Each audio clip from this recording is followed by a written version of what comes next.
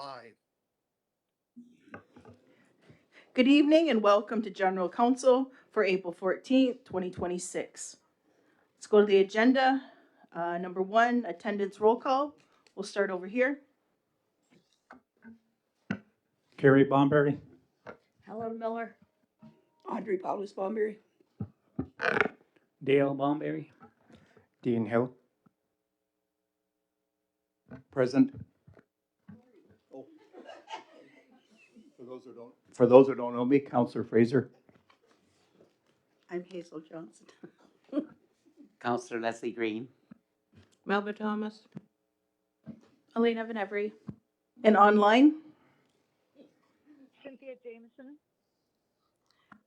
And we have Amos Key Jr.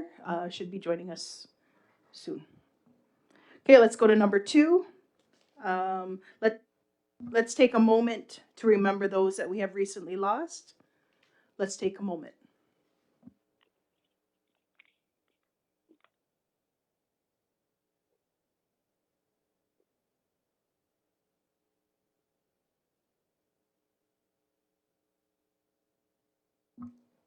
Thank you. Let's go to number three, adoption of the agenda. Any additions or deletions? If not, can I have a mover? Moved by Audrey, second by Dale. All in favor? Anybody opposed? See none, carried. Adoption of the General Council minutes of March 24. Is there a mover? Moved by Helen, seconder. Second by Leslie. Any questions, comments? If not, all in favor? Anybody opposed? See none, carried. Let's go to number five. Our first delegation, Travis Anderson, the Director of Federal Schools. Yep, whatever side. And just when you speak, you just got to push the button. No, you just have to hit it once. Yeah. So, yeah. So if you can introduce yourself and give us a little bit about your role, let the community know what you do. Thanks. Scano. My name is Travis Anderson. I'm the Director of Federal Schools. I oversee the operations of Emily C. General, Oliver M. Smith School, J.C. Hill School, Jameson School, and I.L. Thomas School, all here on Six Nations. And do look after Quinny Mohawk School, but that's in Tandanega. So those are all the federal schools left in Ontario. So I'm here to present on the Fraser Report findings for the federal schools on Six Nations, which was reported for school year 2023-24. The Fraser Report came out in 2025, I think was when it came out, but it uses the 23-24 data. So I'll touch on what the Fraser Report is, what is the EQAO, what does Elementary Teachers Federation say about EQAO, their assessment, and I will review the federal schools, EQAO scores, and finally show strategic planning the federal schools are doing in relation to these scores.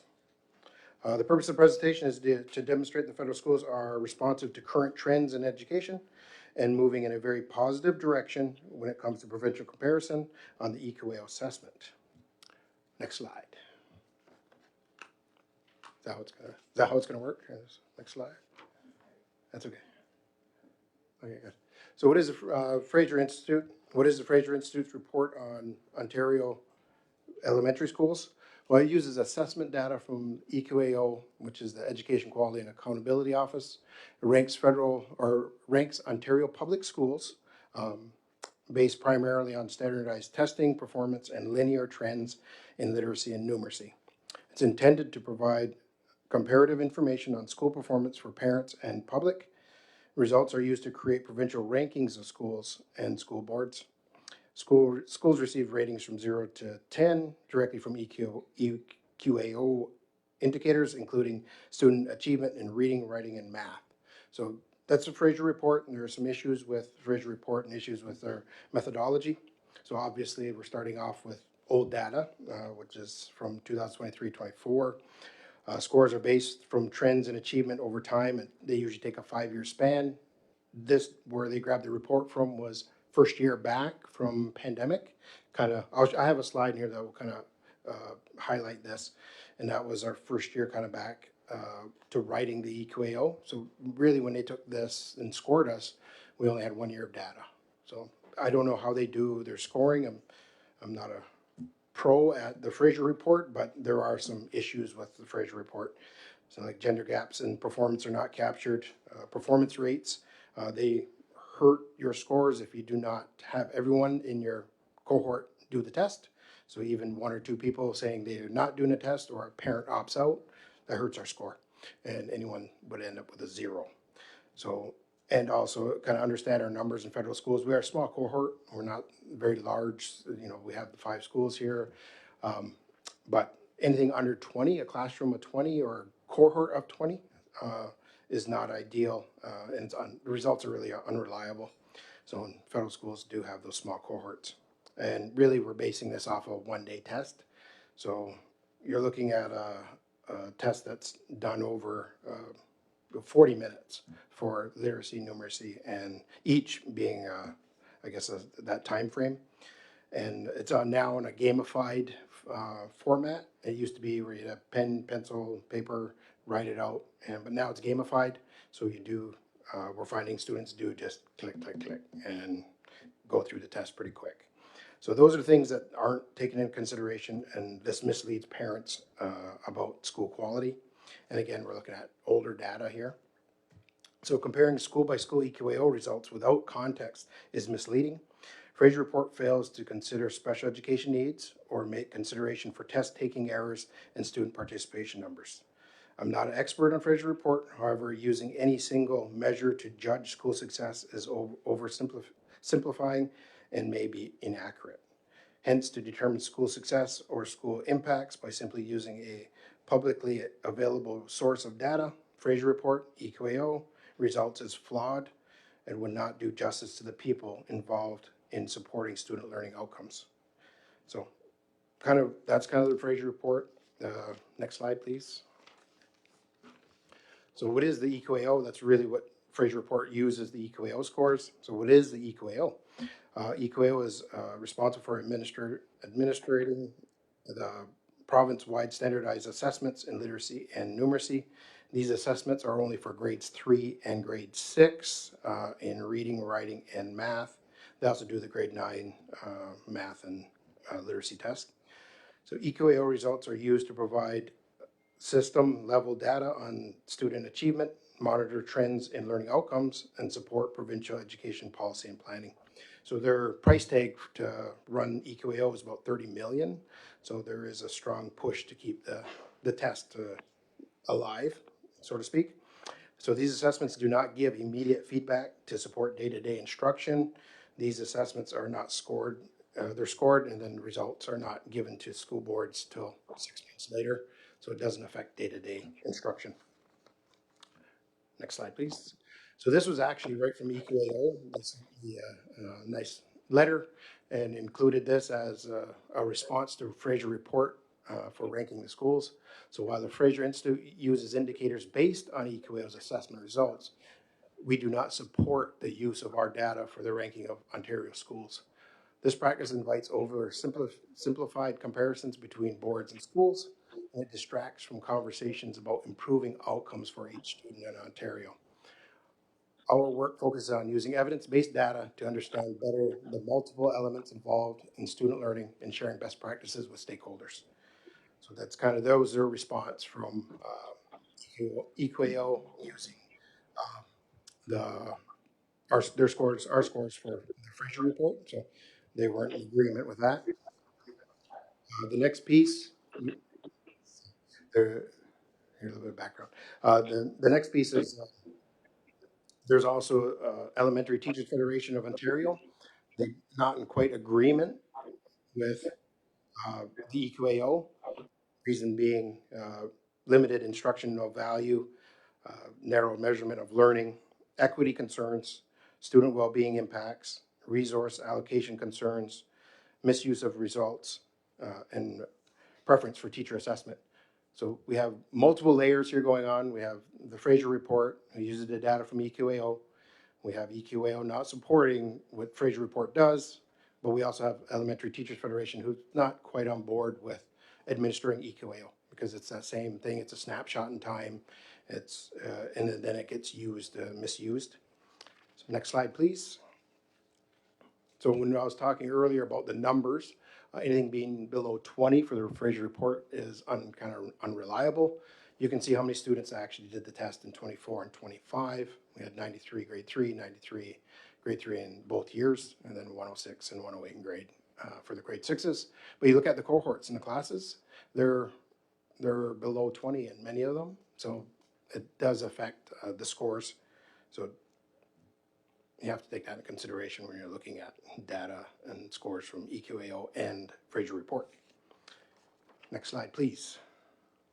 This would definitely help understand where we're at with the federal schools and scoring, and we will get to the actual looking at the scores. But coming out of the pandemic was quite the task. We can look at the first year in 2019-20, that's when schools were closed in March. So the assessment data that we're grabbing for the Fraser Report was from 2023-24. Our students would have been in grade 3. So instead of that grade 2 there, look at making that a grade 3. Then you can see that that would be their first year back to normalized schooling, and we're giving them EQAO test.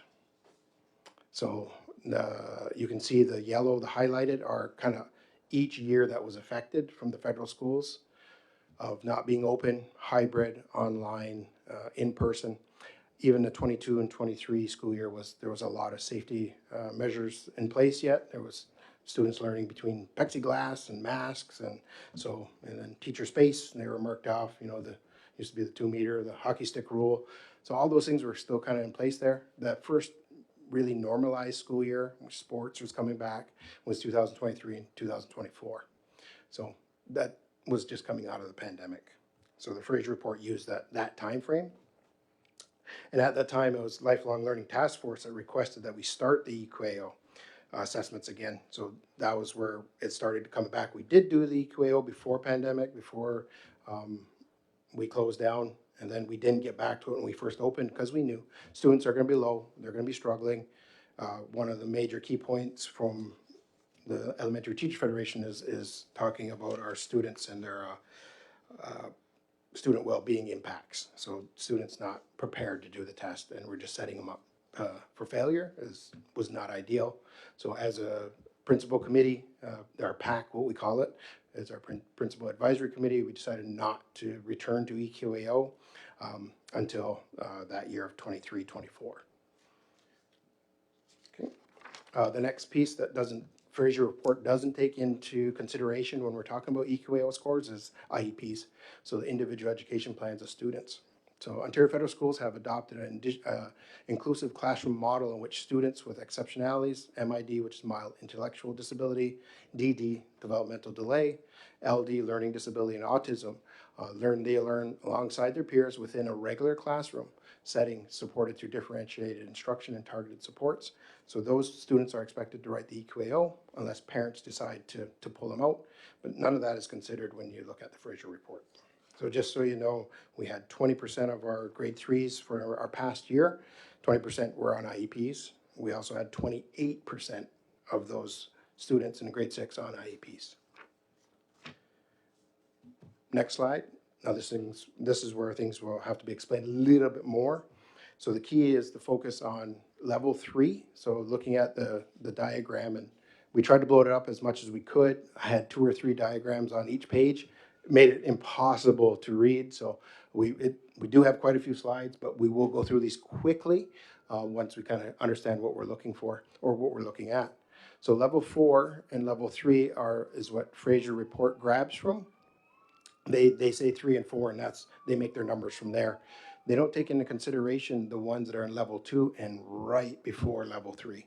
So you can see on this diagram here, this is our grade 3 reading. We had 12 students in total and 80% participation rate.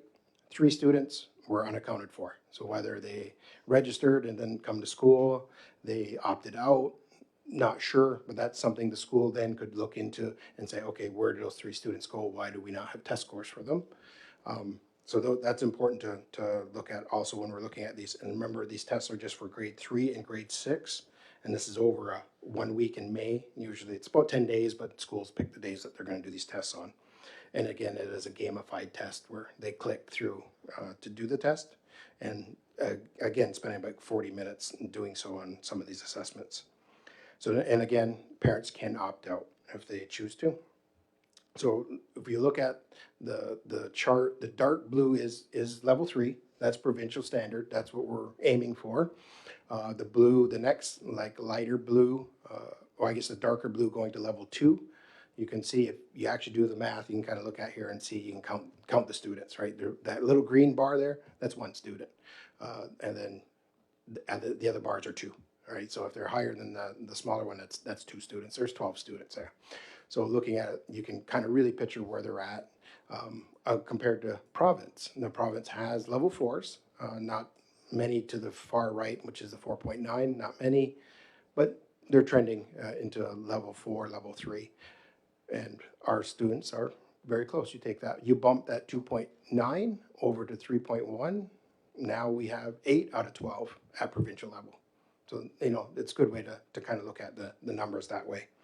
So we will go through the rest here and look at the best way to kind of understand these. And then once you can see the pattern, right? So in here, you can look at, this is the province on the bottom. So if we're talking the province is focused on level 4s and level 3s, there's not many in the writing part in the level 4 for even the province. So the province is struggling. We're struggling. We're not saying, oh, we're doing better in the province, but we're close. You can see the scores. You can see the results. These are the actual scores from Emily C. General's grade 3 students last year. We do have one in the green, which is a level 1, which is a great way of looking at this data this way. Now we know, hey, that 1 student really does need that support. But when I say that, it's like, okay, that student need that support 6 months ago because that's when they wrote this test. So this data is lagging, right? They don't give the results to them 6 months later. So it's good to look at this as a snapshot and understanding, but it's not something that we can do day-to-day instruction off of. And then again, in the light blue in their level 2. So very similar in the writing. An area of concern for sure is the next one, which is our math. So you do see more green here, and they're in the level 1s. But what you do notice also in the province, they do have green. They do have the gray in level 1 and below level 1. So it's not just our students, it's just not our schools. In the province, they have those. Otherwise, we would be the only ones there in those areas. And again, level 4 isn't very high for even the province. So the math is definitely an issue, and that's something that we'll be making plans for to keep improving. Next slide, please. So that was just a grade 3. I promise I won't take that long on each one, but it's just to see the pattern, to get to see it. And in the end, I'll pull all of them together, and that's the way you should be looking at the scores is pulling all the schools together and not pulling them apart of one by one, because each cohort is different. And we'll see in a couple of other slides I have that can kind of show that each age group's different, each cohort's different. Let's look at the reading for our grade 6 students. Pretty good. They're approaching provincial standard. So it kind of indicates that they're moving in the right direction. Concerns for me on this slide is there's 7 unaccounted students. I don't know what happened to those 7 students, whether they're ill, signed up the test, opted out later, went first day, didn't like it, didn't come back. I don't know, I'm not sure, but that's some data. That's data that we can look into. And then what is important on this slide is to look at the green. So that green could potentially be an IEP student. It could be a student that just click through the test.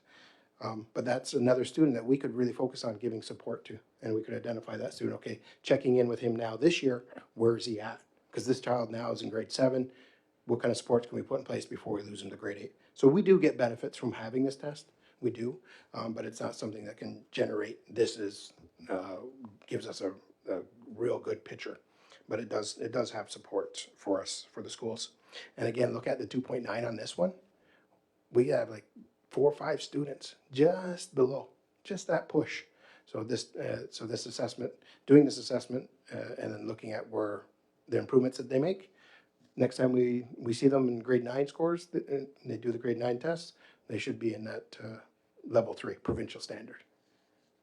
Okay, writing, and again, I can promise I'll go quicker, but I do want to highlight some of these areas, but not a whole lot. So again, some outliers. We see the greens; those would be the students that would get our tiered 3 learning, which I'll show you a slide on how we support that later. But again, look at our writers. We have some solid level 4 writers. If you took those averages and pointed out, hey, there we can say we're above the province when we look at our writing, if you want to manipulate the data that way. But in this case, we won't do that. But we do have some great writers, and you can see that it's demonstrated. Math, again, this is the area definitely is going to be a concern for the federal schools. We've been putting a lot of focus on literacy. When we come out of the pandemic, we said students need to learn to read before they can write and move forward in anything else. That has been our focus. Our team, my team, I have district leads that help support all the schools, and they've done a wonderful job. I do have to give a shout out to Sarah Desmond and June Sowden. They're the ones that really brought the Acadience reading program to the schools, developed it, implemented it, and when you do a very large scale reform like that, it's about 3 years. It takes about 3 years to implement because it starts, you have your struggles, and then you start moving and you start getting momentum. In that year 3, that's where we see our teachers then have the confidence, the training, the resources to be able to fix these when they see them. They see that we're a student in struggle, they can help them. So here, but this is the same thing as where I'm going to say is math is an area that we need to do that now with our math. And full confidence in June and Sarah in doing that. So our grade 3, so we can just kind of maybe cruise a little bit quicker now. There's our grade 3 reading, pretty solid, no level 4s, but solidly in between 2 and 3, which looks very similar to your province. We'll move to the next slide. We'll go a little bit quicker unless I have some notes on each. Writing, again, no level 4s, but we are having a few greens, so that, looking at the colors, you can kind of understand where the students are at. But again, high level 2s. Math, again, the same pattern. You don't see a whole lot of level 4s in the province. We don't have any in the federal schools at this school in this grade 3 in this cohort. We just don't have them, but we do have a lot of green, and that's an area that we're going to need support in. Continue on to the reading for JC Hill Jameson. Very good, solid scores. A lot of in that level 3, level 4 readers in this cohort. Writing, very similar, some solid writers. Area of concern a little bit in the green on the left, but again in the province you can see the green. They do have students in the green also, but very solid. A lot of them have made that transition to the level 3, which is provincial standard. Mathematics, right? This is our area of issue, and we know that. So it's an area that we're making all our school improvement plans around. We're making our plans to support this now that we have that 3rd year of implementation for our literacy program. This is where now we turn our focus into writing and math. Okay. Isle Thomas, 1 green. Again, this is a student that we can definitely identify and say here IEP, or did they just click through the test? We could look into that one. We do have a few of the very high level 4s, and then a few in the level 3, a majority in the level 2. Writing, very similar. When you kind of see the writing or reading, they kind of stay similar to each other. No level 4s, but again, look at the province. Very few level 4s. So this is also an area for the province also. Okay. So math, again, this is an area of focus for us. We don't have any here in this cohort, and we can look at Isle Thomas, grade 3, out of the students that did the test, we don't have anyone in level 3 or level 4. So we can kind of see that pattern in throughout all the scores. But again, still the same pattern that is similar to the province. And Isle Thomas reading scores, grade 6, were fairly good. So you can see those. 1 outlier in the green. Writing, again, solid writer in the level 4. a few in the green, and majority in the middle, level 2, level 3. Math, again, same pattern that we've seen, right? It's the province is low, we're low, but you can still see that majority of the blue and the darker blue, kind of in the 2s and the 3s. OMSK, almost very similar. If you kind of leveled the darker blue out, that would be very similar to a province. Next one. Writing a little more in the green here. None in the level 4s, but approaching level 4. Math. This is probably the least amount in the green from the schools, and then that majority is more in the level 2, approaching level 3, and as you go through it.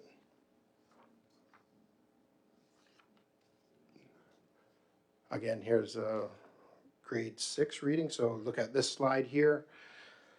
The OMSK score according to the Fraser report was 2.6, which was 2,913 out of 3,053 schools in Ontario.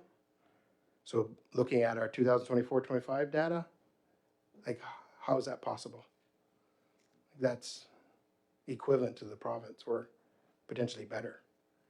So how are those scores on a Fraser report having them so low? So this is just a perfect example of not focusing on a Fraser report to determine school success. The data tells us a little bit different. And again, this is a one in snapshot in time. But I just wanted to point that out because this is a good slide to highlight. And then writing, very good in the writing. A few greens there, but majority look at our level 4s. And then finally our math, which was not overly in the level 1. It was more so in the level 2, level 3, and a few approaching level 4. So overall, math score is okay there. So kind of overall, this is the best way to look at these. These are what we call the dot scores of all the students. This is our federal schools on Six Nations all put together. So you can kind of see, okay, looking at them individually, you can kind of get something out of it. But looking at them together, it gives you a better picture. Are we saying we're knocking it out of the park? No, we're trying, and we're moving in the right direction. So from here, the literacy goals will be to move more of our students in the provincial standard into level 3 for our grade 3s. And then as they continue in the federal schools, you can see how they're achieving that. So you can see the shift from the grade 3 to grade 6. So what we're doing in the Acadience program, our reading program, is working. It's going to take time. It doesn't happen overnight. Large scale reform does take, again, like 3 years. So I know there's been a lot of slides, so I'll try to keep speeding this up. The writing scores, you can see the level 4s, the level 3s, and our grade 6s. Our grade 3s aren't there yet, but as they transition to the federal schools and they get to grade 6, we would hopefully see them into more level 4s. But right now, we have some good writers in our grade 6. But again, we have to look at each cohort. And finally, our math, which we know is a problem area for the schools right now, but it is also for the province. There's the change of, it could be change of curriculum, changing of the test questions. It could have been something not just necessarily just with federal schools. It affected all schools. So as demonstrated with the reading scores, the federal schools have the capacity to impact student learning outcomes in a positive way. However, EQO is only a snapshot of how well federal schools are fulfilling the curriculum expectations in reading and writing and math. So those, next slide. This would, and I'll try to speed this up, but those are all the major of the analyzing slides there. But this one's a good one. This is the Acadience program in the school. So we actually test the students 3 times a year, and usually start of the year, mid-year, and end of the year. So this is our February scores for 2026. So more current data, not 2 years ago data or even last year data. It's this year's data. So you can look at our grade 1s coming in. 24% of our students are reading below grade level in grade 1. That might be the reason. Excuse me. That might be the reason why they changed the curriculum for for kindergarten, so there is a new kindergarten curriculum. It was a lot of play-based in the past. I do believe they're seeing that the ripple effect of that, the students they don't have the skills and the abilities coming into grade one to support reading and writing and learning. So 24% are at target or at grade level coming into grade one. Grade two, they go into 44%. So whatever we did with them had a huge impact. By the time they get to grade three, so that we had 2 years of our Acadians, they're at 51%. We cut that in half, or we cut all students in half at that point. Our grade fours, it's at 54%. Those were our students that did our grade three assessment last year. So I plan to be called back next year because our grade three cohort right now is at 51%. So they're a little bit below. However, if they're within the program, maybe we can increase that before the assessment results. Grade five, look at that, 81%. So 81% of our students are reading at grade level according to our Acadians, their science and reading, Acadians program. Grade six, 80%, our sevens, 76, and then grade eight, 77%. So that's our scores from our most recent Acadian scores. Next slide shows our tiered learning system, support system. So you can see where we would be able to use the intensive few students are probably the greens in that grade three test and grade six test. Those are the ones that are probably standing on the outside there. So those would be probably the ones within that 5%.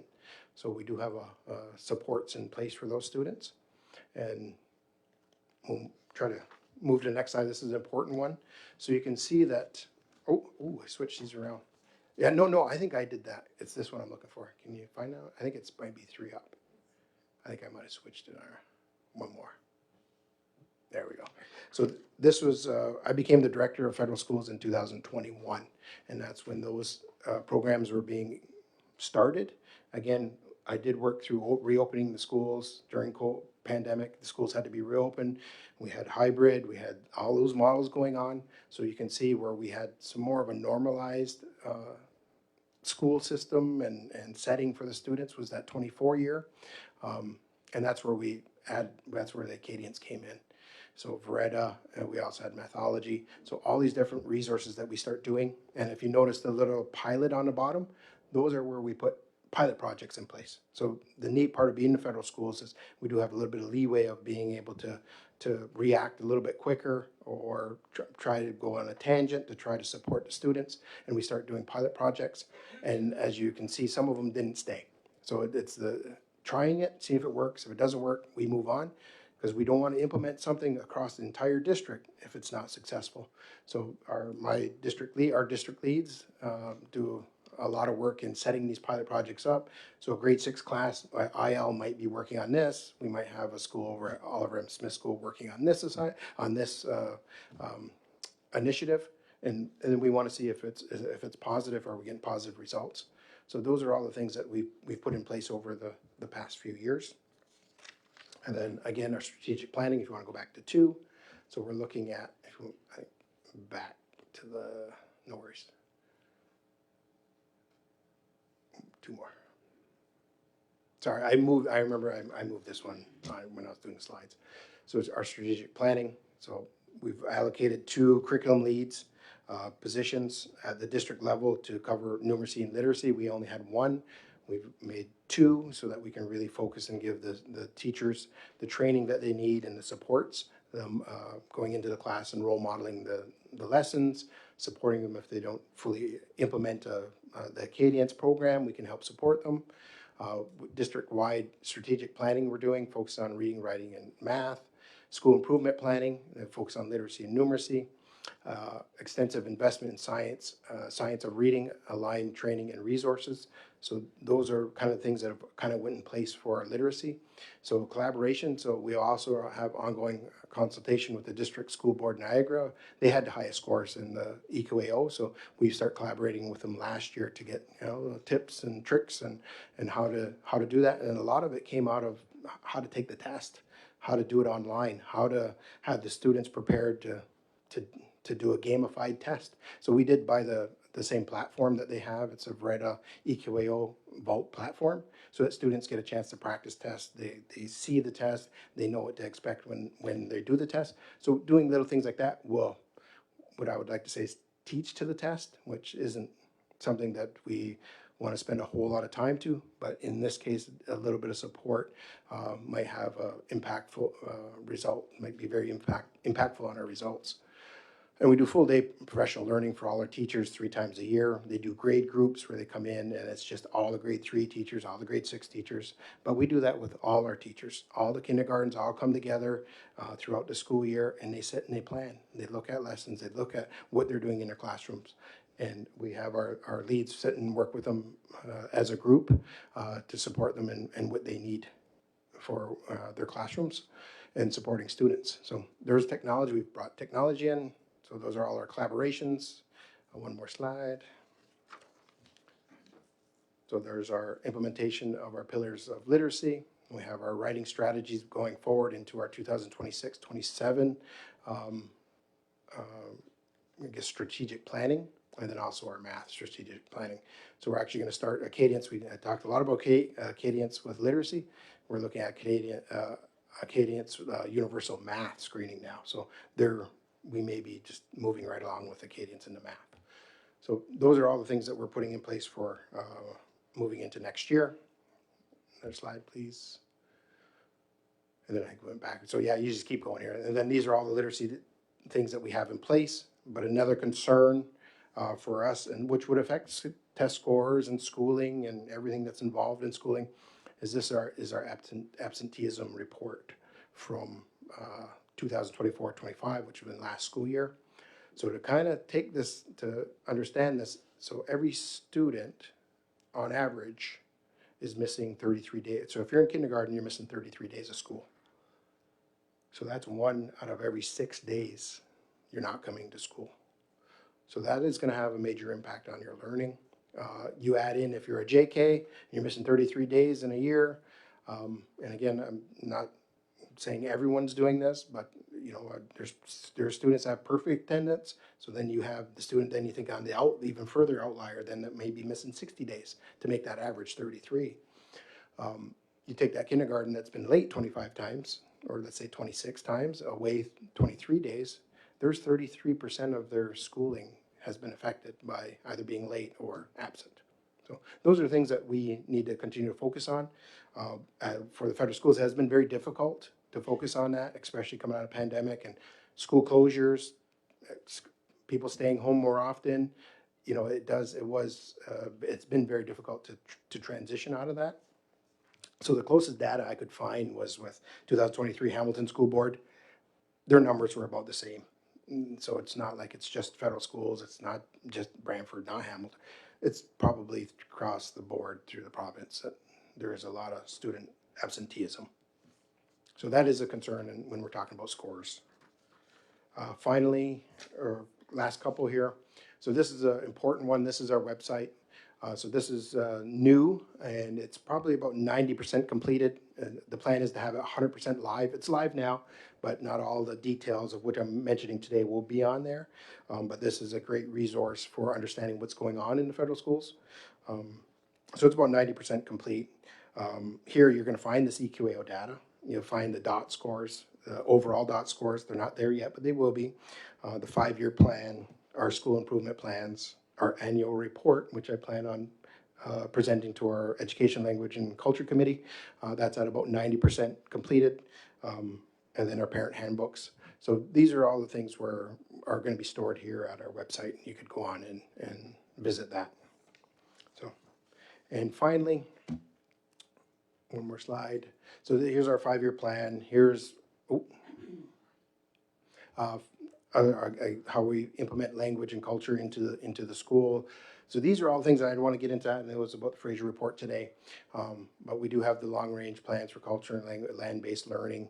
Those are all things that are happening in the federal schools now. We have the SIPs, the school improvement plans going on. So in summary, there's no one report can determine student or school or student success and should not be the determining factor in doing so. You know, the Fraser report utilized old data. It was the first year of coming in out of the pandemic. and they used our EQAO scores from that. So that should be taken into consideration. And again, EQAO strongly disagrees with Fraser report using the public data for these purposes, you know, to making these reports. And we also have concerns as educators on the relevance of the EQAO assessment in general. However, we did see the benefits of looking at and analyzing and seeing the data. You know, it helps us with our planning, learning outcomes. So, you know, it does serve a purpose. Mind you, the results are from 6 months ago. So we, as you can see through what I've shown you so far today, we have had an impact, a positive impact on our literacy program. You can see the reading scores coming, you can see the gaps being closed, you can see students that are approaching on at grade level. I know we can do that. We've done it for the reading, which was our focus coming out of pandemic. I know that I have a wonderful group that can help support the federal schools in doing that also for our writing and numeracy moving forward. Yeah. Okay. Thank you for your presentation. Very informative, Yes. for sure. Is there any questions, comments? Go ahead, Elena.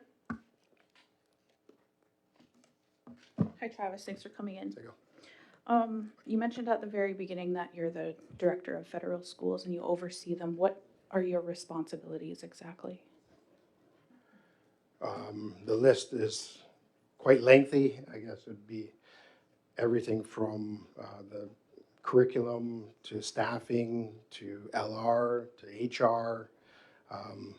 I don't necessarily look after the busing contracts. Susan Troniak's team from ISC does that one. But it's everyone from kindergarten to grade 8 for those federal schools, not Gowanio or Everlasting Tree. It's just the federal schools. So you articulated many reasons why we shouldn't rely on this data.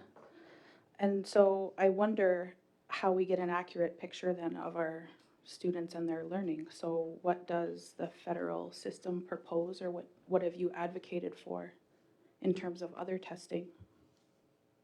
These both be at the same time or no? Oh, they can? Yeah. Okay. Because I kept shutting it off.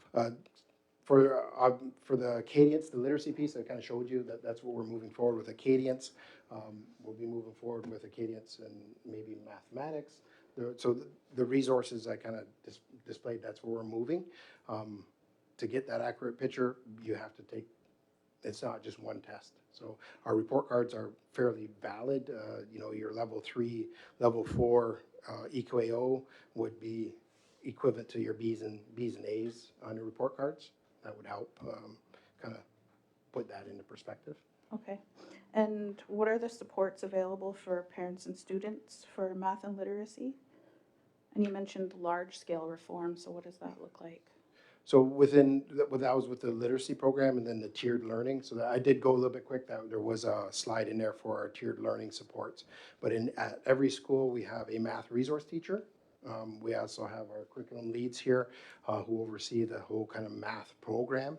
But within each school, we do have a dedicated teacher that is just a numeracy teacher. And so they go give small group resource. And each school kind of looks a little bit different depending on how large the school is, either in working with them with small groups or working with the teacher to give them supports on and for that child. And then you mentioned that there's some leniency in your ability to implement things. Yep. I wondered, and this is just offhand, I wondered when the federal school system, or if it had always been like that, because I don't believe so, adopted the province's protocol of not holding kids back when they are not progressing. That might have been before my time, but it was just, from when I came in, it was always had every student kind of progresses along. And is that something that you have the leniency to change? It would be in work with community and council if that's what they were looking to do. We definitely have to do some research into what was the reason why they stopped doing that and holding students back. I can't even remember. I wouldn't be able to remember when that even went out. I've asked the question before and nobody can answer it. Really? Okay. But I when you deal with kids, Yeah. you have to find their currency, right? Yeah. And moving along with their peer group is part of that currency. So if kids are not wanting to do the work for whatever reason, that might be the motivation to do it. So Yeah. thank you for answering those questions. Yeah. Go ahead, Dale. Thanks, Chief. Welcome, Travis. Thanks for the report. I guess my question is, if everybody has such an issue with the Fraser reporting system, why do they use it? Is there anything else in this day and age in the technology? Like, why can't there be something different if we're gonna Yeah. if we're gonna compare apples to apples and if Yeah. it's got so many flaws, why do we use it? I don't use it. I don't recommend it. I was sent an email and asked to come and report on a snapshot from that. So, you know, and I'm going to do my Yeah. due diligence and I'm going to come and report on it. And it is mainly about the EQAL scores. Yeah. So, and it was good that that it did happen, that I could come and report on that. But again, like in the assessments that are in with that we're bringing along, that would give a better picture of where our students are, especially reading at, you know, there's universal screeners, right? So it gives us a better picture. I also had a thought of Grand Erie District School Board utilizing their scores, right? What are their writing scores, reading score, or the reading scores, or the reading test, and what are the percentages? I know they put a report out publicly on the results, but it doesn't differentiate between our Indigenous community. I don't know if that's possible. If they can do that, I'm not sure, but that would be an area to focus on. Yeah, and another question, I guess similar to Elena's, because I know a big influence on the kids learning are parents. Mhm. So I don't know what can be done there in relation to. So I know it's difficult, and their parents, you know, it's their child, they do it. But I think sometimes the parents need help, and maybe they don't know how to ask or what to do. I don't know if there's a working relationship with other programs and services in the communities that can help to. So, I mean, I know the parents play a big role, and sometimes if parents push, the kids are better. If their parents don't push, then the kids struggle. So I just wonder what kind of working relationship or program or service can be adopted to help them on that side, because I think it'd be a big influence on the kids. And I agree. We do run an education series. That was something that came in and kind of went out, and we've worked with the programs here on Six Nations to run those education series and other supports. So that's something that we tried to bring parents in. We've really had a big push for parent engagement, and we've used different activities and Monster Math Night and things like that have been very successful in bringing those parents in, but typically it's the same parents that are coming. It's not all parents, and it's just some. And then when we talk about parent-teacher interview, we're an opportunity to talk to a parent. The ones that you need to speak to are typically not the ones coming in, and that's the unfortunate part. So we do our best when they're in our care and they're in our schools. We do our best to support them, but outside of that, it is difficult. And then you've seen our absenteeism rates, right? So that's not on a child getting up to get on a bus. It's the parent getting up and putting a child on a bus. For your questions. Go ahead, Greg. Yeah, hi, Travis. Thank you very much for the report. Quite extensive, good statistics in there. One of the things too is the absenteeism across the board is always difficult. And I always looked at school as what part of schooling do I find that's fun? You know, that always brought me back to school. So one of the questions I had was, back in the day there when I was quite younger, we had provincial cursive writing and math competitions that we sent students to that represented Six Nations provincially in a provincial competition. Do we still do that? And no, we got away from a lot of that. I do believe we still participate with oral communications. The science fairs, even kind of with the pandemic, those things kind of ended. But those are things that we could bring back for within the district and getting that, I guess, competitive spirit back. Spelling bees are no longer, but those might be areas that we should probably bring back. And, yeah. Helen? Yeah, I'm really concerned with attendance because if you're not at school, you're not learning. I remember about 15 years ago when I was doing education, I had a meeting with a lot of the teachers. and we were talking about how we could improve the education and everything. And the teachers told me at that time, they didn't have an issue with the federal system. What they had an issue with was attendance. Because if you miss one day, you're missing a lot of learning. Yeah. So I have a real concern with that. Is there any data as to why children are missing? Does anybody try and collect data as to why they're missing school? So we do I collect, don't know if we can, but it's just the thought I had. so they're all recorded, like when a student's absent, we do have the messenger that calls home, and parents can respond on if their child's sick or they're ill, personal doctor appointment or whatnot. And is there one school that has better attendance than another school, or are they both the same, or I would is have to there look, any data like that? yeah, well, we have that data, yes. Yeah. When we do the annual report, it's very similar, some of those slides that I showed would be on our annual report. Pulling I would have to look at that, yeah, we do have the data, but I didn't examine it. No, I don't expect you to have it there, yeah. but yeah, Well, we it'll need be a to good look at that, I think, because there has to be a reason why one school is doing better with attendance than the other one. We would have to look at the percentages because some of our schools are larger than And the others. my second concern is I think we need to get back to basics. Finland, I think it's either Finland or Switzerland. They're going back to basics, math, English, all that kinds of stuff that we used to do when we went to school. They're going back to that because they found this new system that everybody's using isn't working. And another concern I have is with all this new stuff, parents can't help their children with the homework because they don't know how to do all that new stuff. Maybe the younger parents do, but me, if my granddaughter come to me and asked me to help her with math, I would be totally clueless. And I know a lot of parents are probably in the same position. You know, parents might not have finished. Some parents haven't even finished grade 8, or you know, they never went to school for a long time or something like that. And they can't help their children because they don't know how to do it because it's all so much changed. And I personally don't think it's been changed for the good. I'm like Greg there, like kids today don't even know how to write.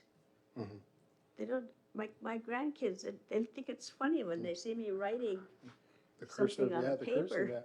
yeah. That's coming back. That was taken out. I don't and, even yeah. think some of them can tell time. And cursive is coming back into the Anyway, curriculum. those are my thoughts. I'm really in with attendance, and I think Six Nations, we need to start looking at some of these other systems that are working really well. Japan has a wonderful system. We need to start looking at those kinds to see what they're doing. And I know it's all basic. I mean, even in Japan, they're teaching kids how to cook. They're teaching kids how to look after money. They're teaching kids all kinds of stuff in their school system. So I think we need to start looking at different systems to see if we can't make some really good changes, because we need to do that. And then I noticed in some of your presentations that O.M. Smith had 100%. Participation, yeah. I noticed that from the other ones. They're the only ones that had 100% participation. Yeah. So that tells me something. Yeah, so, and usually sometimes it might have been in inputting it, when they put it in, everyone probably showed up, right? That was the one that probably everyone showed up, or everyone the principal knew how to enter them if they had opted out. So that's where I feel that there's where you get that influx in scores, is some principals knew who to include, not to include, if they had IEP, or all those things may or may not have been considered. So I'm going to be looking to you to make all these changes I want to see. So I would gladly work with the Education, Language, Culture Committee on looking at and examining some of these ideas, yeah, for sure. Okay, I have Leslie, Audrey, Amos, and we'll wrap it up. Go ahead, Leslie. Hi, Travis, and thank you for everything that you presented today. And when you talked about the 3 R's, every one of us, it resonated with everyone, remembering, learning, and long division, and different things, and how we don't need a computer to do what we need to do today. That's where I feel that the curriculum has failed our young people. So they're watching movies to learn on how to treat somebody but what I don't want to see in our community is for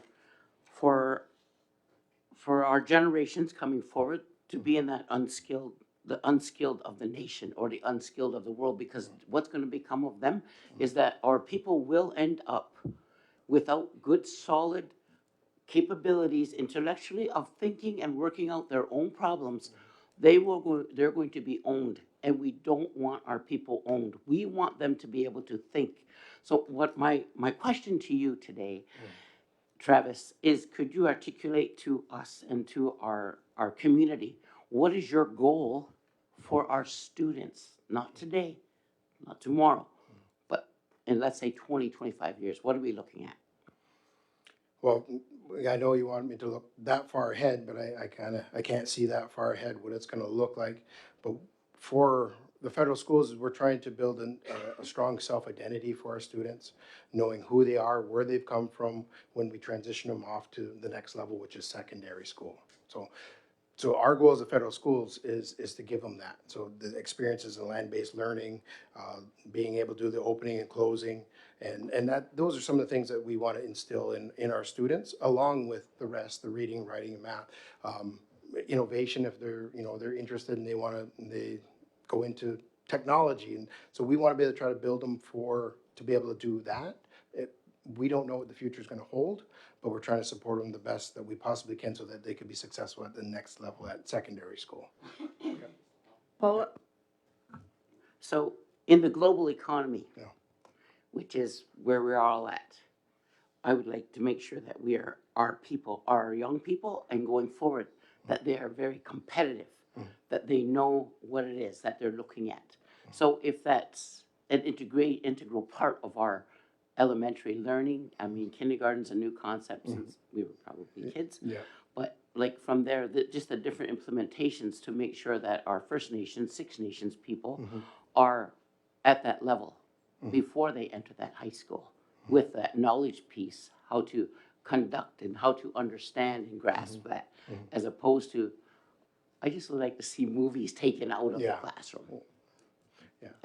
But I am speaking to a very strong economy for Six Nations and mindsets for our young people and our parents and the generations. Thank you. Yeah. Audrey? Thank you. Thank you, Travis and staff, for coming. It was nice to see you again. Wonderful to see you. I think the world of the people you brought with you. I highly regard them. And I know they have made a difference in education. But there are some things that I would just like to make sure that we tag here. I guess I do have a concern with saying that the province has low marks and we have low marks. Well, the province has a lot of really high marks. So I don't think it's right for us to say just because the province has low marks. I think we should take responsibility for what it is there and how are we going to improve it. The next one is to financial literacy is something that needs to be taught all across the board. People need to know how to manage their money, how to save their money, how to not get duped in by all these lovely sales of stuff. And I think that with these testing that they can be analyzed. I think the Fraser report can be used, and I would like to see that come to our education committee, as well as all the rest of the test results that you do have. And what I would like to also see is if you are monitoring that when teachers do testing and when they write the reports, are you, or is there somebody, or are the principals or vice principals making sure that there is a balance in there? Because I know when I used to check them, they had all these A's, A's, A's, and then when you saw the test scores, they did not match. And I'm not saying manipulate it, I'm saying be genuine about the assessments. Because parents will get to trust the schools a lot more if they know that nothing's being manipulated. The tests are a written, at one time we used to do generic tests right across the entire reserve. Everybody did the same test. Don't know if there's any future in that, but at least you know that there was a test coming, people were taught how to study, and I think that that's something that has to be done as well. And the parents, we have to merely work on, and not that you're not, anything I say is not to be derogatory against you or anybody here, but I think there has to be more relationship building with parents and students, and to take the time to know who those students are, how they learn, what excites them, where is their passion, what skills they have, what gifts they have. And I think you're going to hook kids more into learning if you can take the time to find that out. And the same with parents. Parents are afraid to come into the schools. Your job is to find out why. Because they come and they report to counselors, to myself, and it's not something for us to straighten out because you're the head of the federal schools, Travis. And we have to do better with getting our parents, having relationships built with them. And I can buy that reform takes 3 years, and it's been a long time though, so it's now time to really take a good look at this and see what it is we're doing, because the EQAO test can be analyzed. You can look at each one of those questions to see how the students are doing it across the school, across the system. And if they're not having, if they're having problems with comprehension, then that's something that as a district needs to be picked up. Our lead teachers need to then work on that. And that's just an example. By the way, I'm not saying there's a problem there. So they need to work on that in their group meetings, grade meetings, etc. I also believe that there should be summer school started again here, because of the pandemic has taken away a lot of people's opportunity to learn. I think it should be, buses should be there, and I think food transportation should be free. I also believe that we should be developing our own Sylvan course, but I think that Indian Affairs ISC should be paying for all the Sylvan classes that our students take. It's not our students' fault. They are where they are. It's a systemic fault, and it's done by Indian Affairs. You have to put the responsibility back where it lies for underfunding our schools. Before we had the great asbestos protests and all the teachers walked out of schools in the end of the 80s, early 90s, the schools were deplorable. We accepted it. There were water in basements. People had lung diseases. People died from those lung diseases. Number 3 school, you couldn't walk across the whole floor. You had to be watched where you stepped because you'd end up in the basement if you hit the wrong floorboard. Electrical outlets all over the walls. And I know all this because I was the health and safety lead at that time, as well as the head of the union. So we were able to take all the things that were wrong with the schools, take it to a community meeting, and at that time, I presented all the things that were wrong with all the schools. We had a parent, Dorothy Stotts from number 3 school, who stood up and said, my child will not go back to school in number 3 again. The rest of the parents stood up, and that was the start of our boycott. But because those parents and the whole reserve stood together, they made an impact. And that impact was, we had all the safe schools built. I sat on all those building committees as well. So they're built now, and now they're starting to deteriorate. So we got to make sure they are fixed up and having daycares added to them. There's so much that we have planned for education, but again, we have to work with you for now. The goal is to take over education when Six Nations is ready. They will not take it over unless there's enough money for it. And so that we have to make sure that the teachers are ready for it. And there's so much that has to be taken care of. So I'm glad you've got oral communications. I think that another thing that is really important, and my colleagues have brought it up, is that that is low attendance. That has to be a focal point. Many years ago, Ron Thomas, who worked for Six Nations, he kept track of all the attendance. And what he told us was that if a student misses more than 10 days, it impacts their learning. Now we're up to 33 days. Can you imagine what's happening with the learning of our students? So I think as a community, it's something that we should be doing together, is working on that with the schools. And I think the sooner that we work together with schools, parents, community council, I think the better we'll all be. I like the tiered supports. I think that's a really good idea. I know that Manderville brought that in when she came in from Niagara Falls. And it was wonderful to see everybody meeting together in the cross grades and teaching the same subjects at the same time.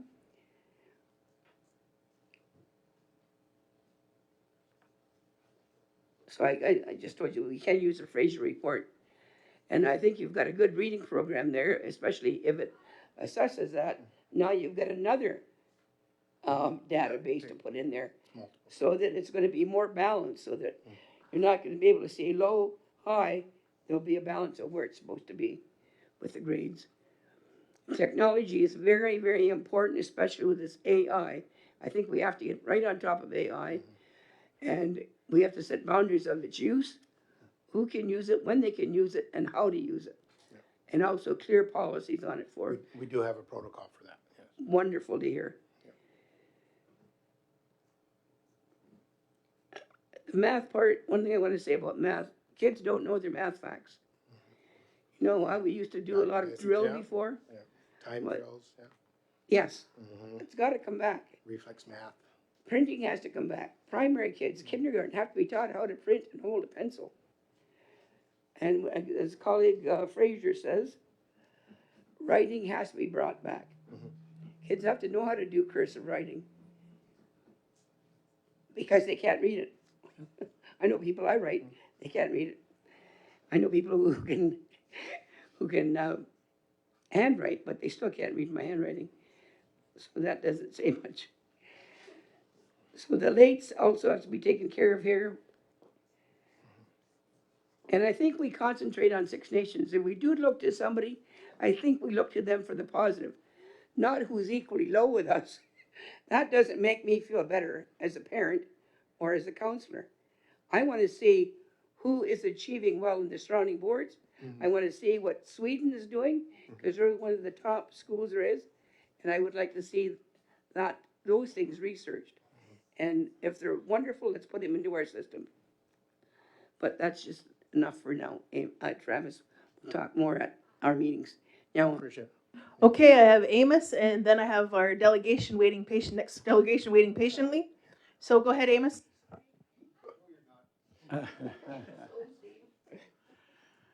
Yeah, good evening. Scanner Swogate, and thank Travis for the report.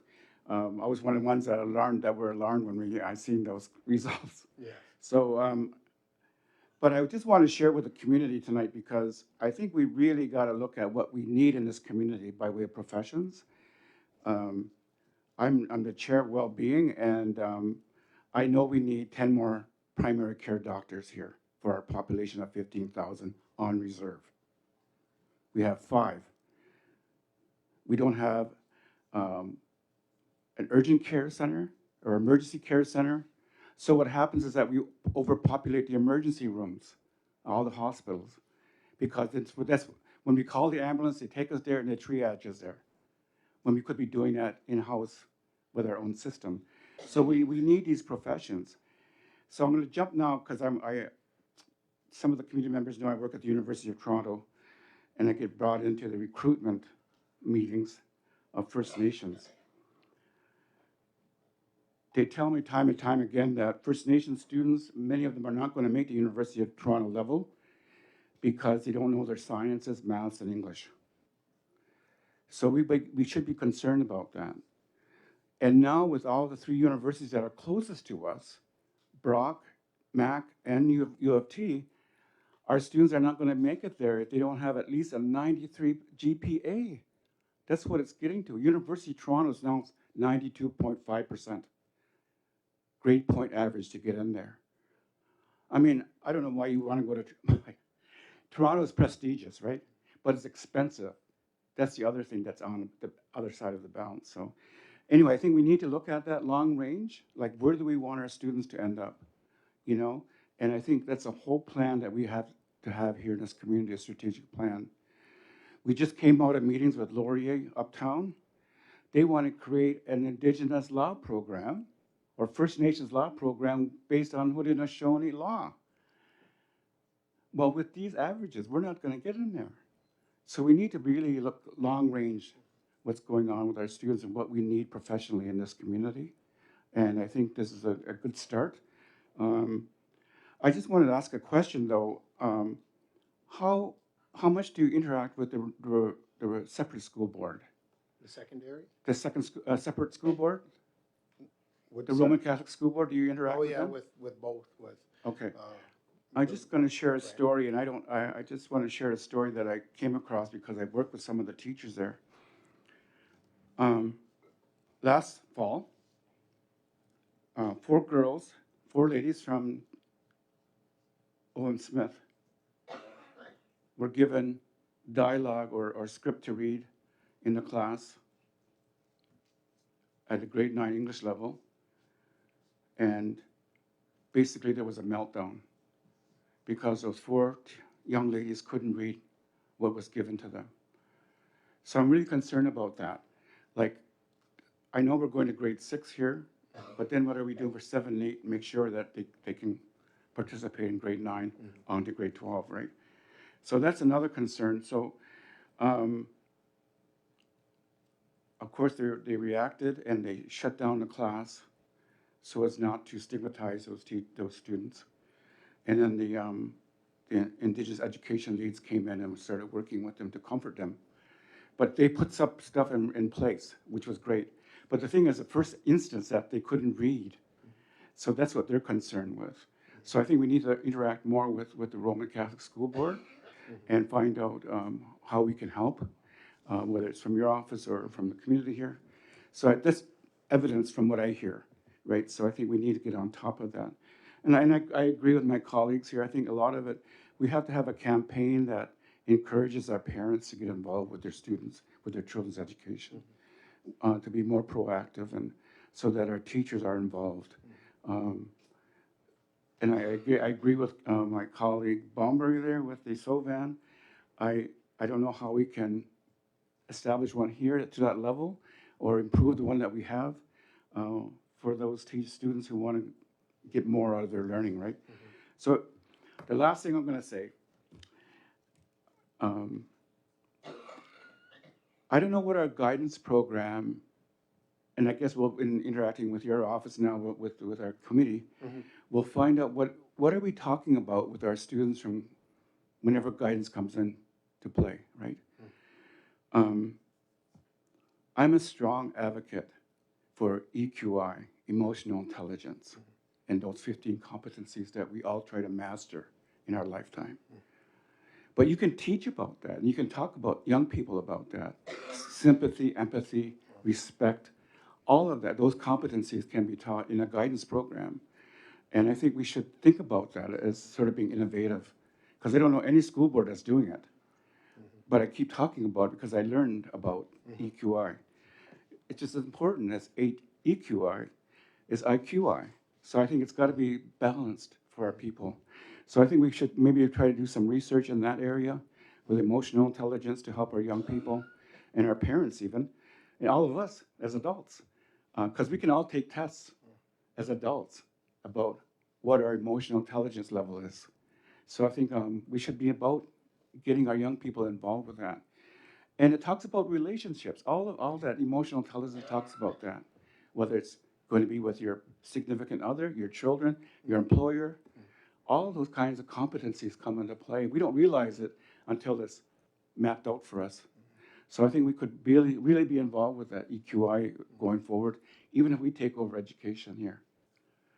I don't know whether very many people know that I founded Ontario's first synchronous e-learning secondary school in 2010. And our guidance program from grade 9 to 12 was all full of emotional intelligence. So those students would talk about empathy and sympathy, things that they're going to have to do with their families or as adults.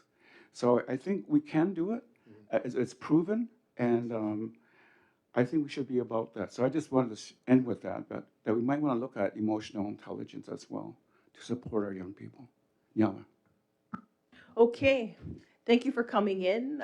You got a lot of great input and working with the Education and Language and Culture Committee to move forward with that. And thank you for everyone else who you brought coming in tonight. Okay, Yeah. can I Yeah. have a mover to accept his information? Yep, sure. Moved by Audrey, seconder. Second by Leslie. All in favor? Anybody opposed? See none, carried. You can come to the mic and just push the mic on and then just introduce yourselves. I told him I wasn't going to put him on the spot. Oh, Sego Sewa Gwego June Souden ni Youngyats. Scanot Swego Jesse Sky Nick Gassel. I'm the culture and language lead. So. Sego Skino, everyone. My name is Sarah Desmond. Sego, my name is Sandra Graham. I do special education and transition. again, thank you for coming in and doing what you guys do. Thank you. Okay, let's go to number 2, Community Pool Committee. Come on up. They're just going to give us a progress update.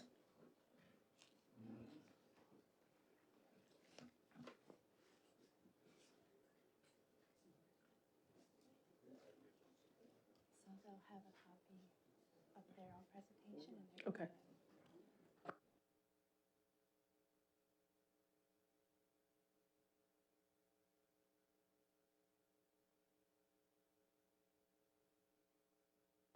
Can we just make sure that you just push the button for, or we can use that other chair too. You can bring as many chairs up as you need. And there's one mic. Yeah, we got a whole team here. Yeah, and there's a mic there, so if Steve, if you need to speak, just need to turn on the mic. Okay, you guys are all set? Yeah. Okay, go ahead. The floor is yours, and welcome. Okay, I'm Arlene Martin, the chair of the Six Nation Pool Committee. Sorry, there must be dust in the air or something. I've got a. Anyway, I'm here to tell you about the history of how this started. Can you hear me? This is okay. So in February 2023, my husband and I were in a restaurant, and I asked Steve, as he was leaving, Steve Williams, how to get a pool on Six Nations. He said, we need one letter from a community member. So I said, well, I'll write that letter. So I did, and handed it in. And then I started doing some legwork and researching the pools, right from London, Hamilton to Toronto, Cambridge, and called a few of them just to get some idea on what they would do and how they would handle things. And no one really took me seriously until I called Austin Carroll. Oh, thanks. In Lee Human, and here's the president. And he came right down. He had a meeting with Steve Williams and I at Dixieland Grill, and proposed. He showed us what he could do. He showed us these past pools. We took a trip to Oakville, right? Oakville, and then Orangeville, and amazing pools. What he's got a new way of doing everything that's, well, you'll hear when he does his proposal, that the maintenance is so low and that the things they can build will actually take care of the maintenance. The people, pay for the maintenance. He's got an amazing proposal, but I'm just here to tell you the history, and I hope that you'll agree with it. It's a beautiful pool. It's beyond a pool. It's Six Nations Aquatic Center now. And we've worked on it for 3 years now. And we just got the renderings. His team just got the renderings done. So you're going to be the first ones to see it, and it's exciting. And that's all I have to say. I'll let Steve sit here. Thank you.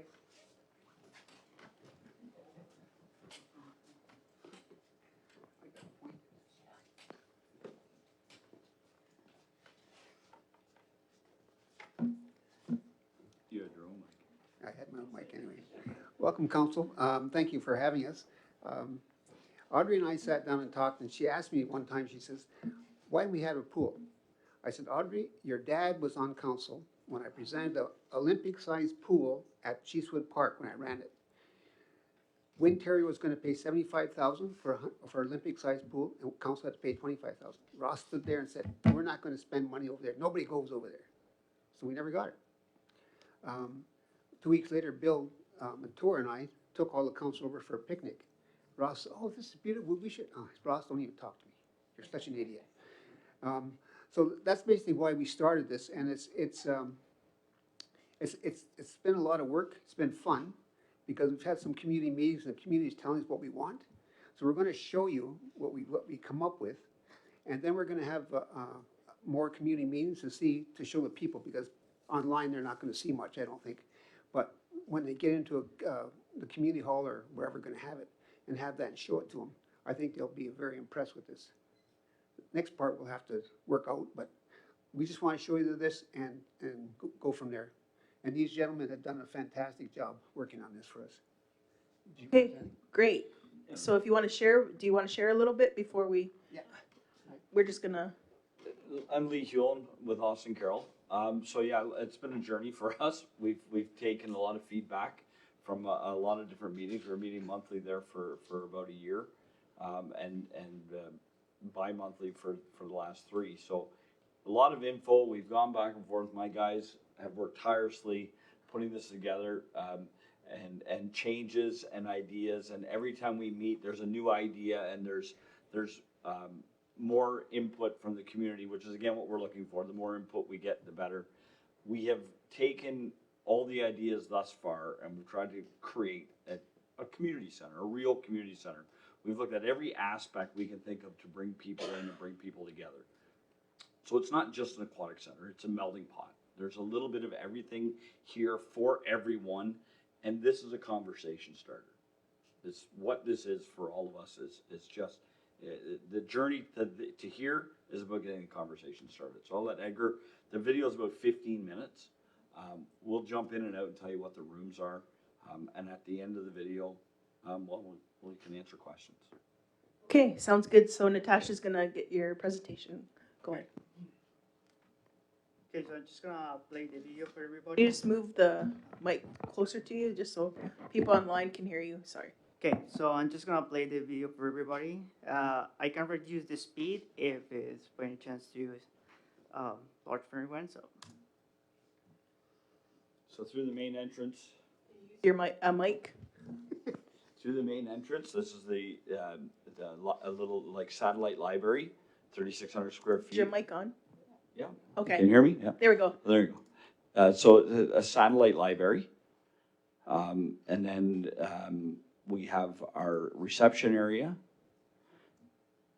and then over to the right side, we're going to go into the little restaurant. So it's going to be an indoor restaurant. There'll be an outdoor patio. The kitchen, we're going to do a pass through the kitchen shortly, but we've tried to make enough space for no overcrowding. We've just added again. We've added in the trees. We've added in the landscaping just to show what it could be. There's an overview, and then in the corner is the back of the daycare. We're going to come back into the kitchen area. The kitchen works, the idea was that if there was private parties, if there was private events, that it could be used as a auxiliary kitchen, so you could cater out of it.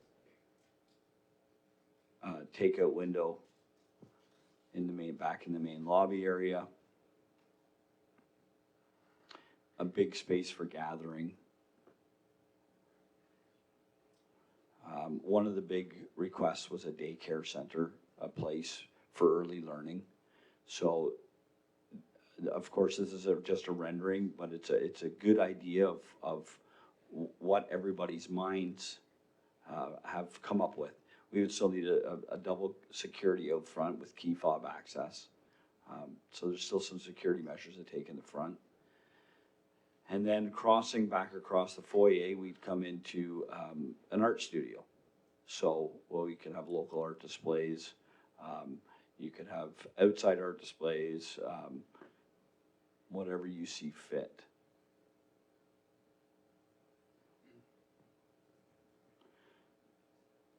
This is a vast space, so again, we didn't take any liberties with decorating. We'll leave that to the community at the end. Pickleball courts, multi-purpose courts in the gymnasium, so from volleyball, basketball, lacrosse, you name it, we tried to incorporate it, a walking track on the second floor, multiple entrances and exits around the track. What you don't see in the video is the emergency elevators that we have upstairs. We have fire rated elevators for emergency exits. Now we're gonna come into the change rooms. We will not have the windows in the change rooms. It's just for everybody to understand what's there for now. So you'll have, again, we'll have family change rooms, both sides. There'll be locker rooms. We put in simulators as like a multi-sport. They'll double as you can have movie nights. You can have from race car to airplane simulations. These simulators will do just about anything you can think of. We'd have 4 in there. You can have full-blown golf tournaments.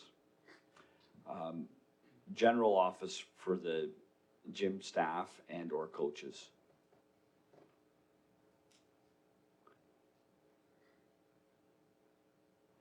Here's just a glance at the mechanical room. It would be behind closed doors. Now we're going to walk into the aquatic center.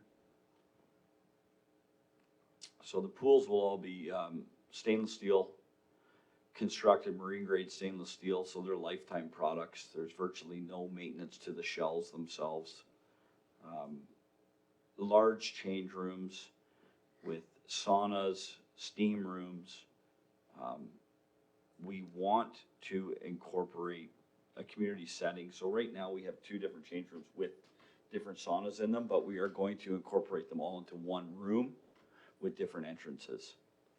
It's a 50-meter Olympic pool, so be able to host competitions.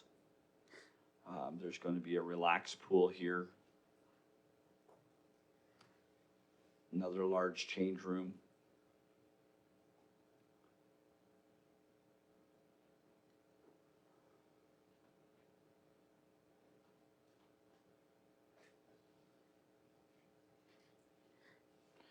There'll be a 2-section water slide. There'll be a kids area for a spray area for the toddlers. There'll be sensory tables. We have our own line of sensory tables that we're building now as well for all the water sports. Hot tub, splash area for the kids.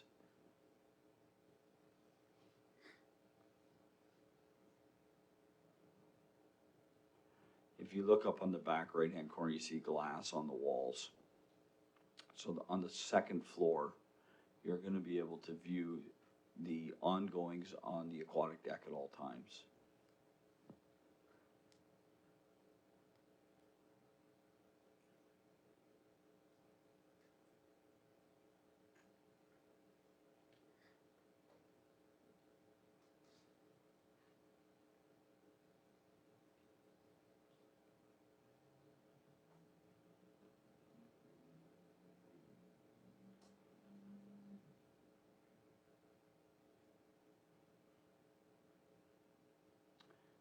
Back through the community hallway.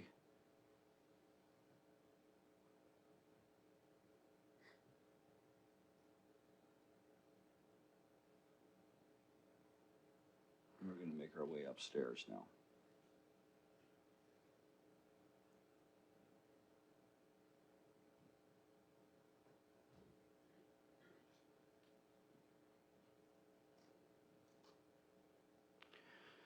So games room, multiple tables, pool, air hockey, foosball, ping pong.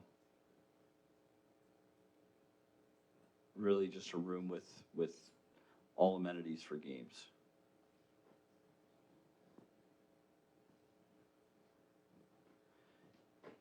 In here, these are gonna be sponsorship boxes to look over the aquatic center. They can be sponsored out, or you can also use them for private lessons, for tutoring, music lessons, any sort of hire out activity you would like.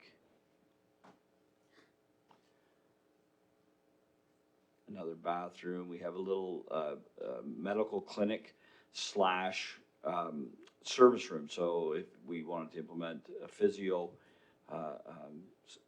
personnel because of the aquatic center, be a good crossover. Again, a dance room. We made them, there's nobody that can't beat what they're doing, so we tried to make it as easy as we could.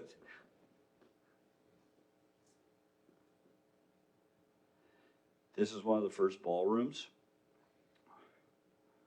So 4,000 square feet, should be able to accommodate 120 plus in these rooms.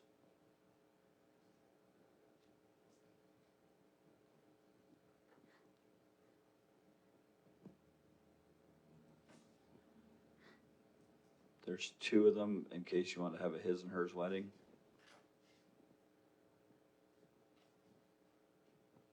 Keep everybody separated. There's a balcony outside on the front of the building. We'll just get a glimpse of it from the windows.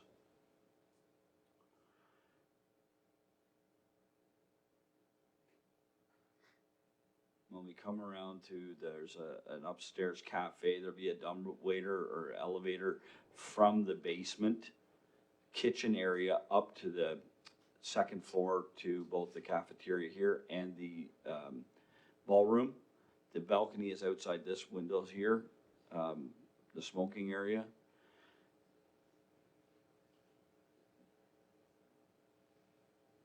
This is our thought on a music room. Music and art room. Flows, it's bright. It'll be well done, soundproofing too. Well insulated.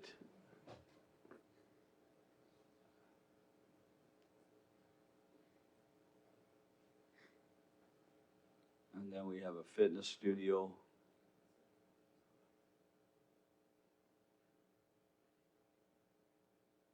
At almost 5,000 square feet. It's quite the studio.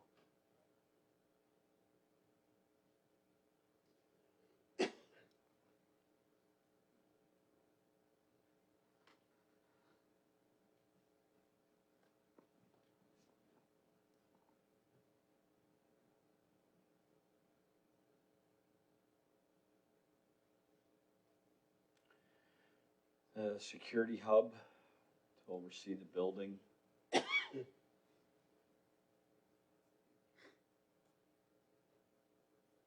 There will be break rooms for staff and or offices.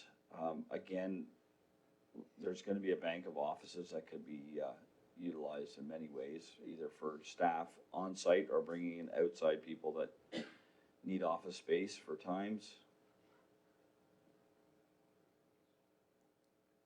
And another entrance onto the walking track.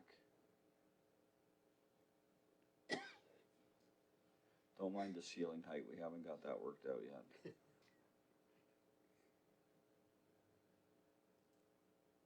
We tried to keep it as open and airy and bright as possible. Still, finishes are yet to be determined.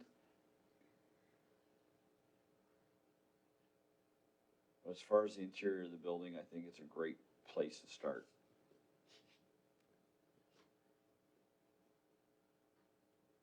There's a playground area out here off of the daycare, rather large.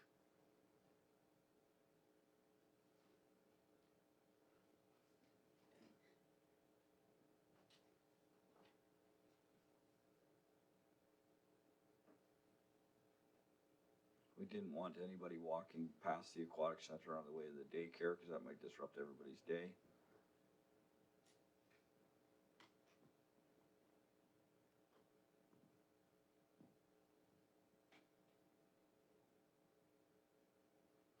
We're gonna make our way back through outside to the spa area.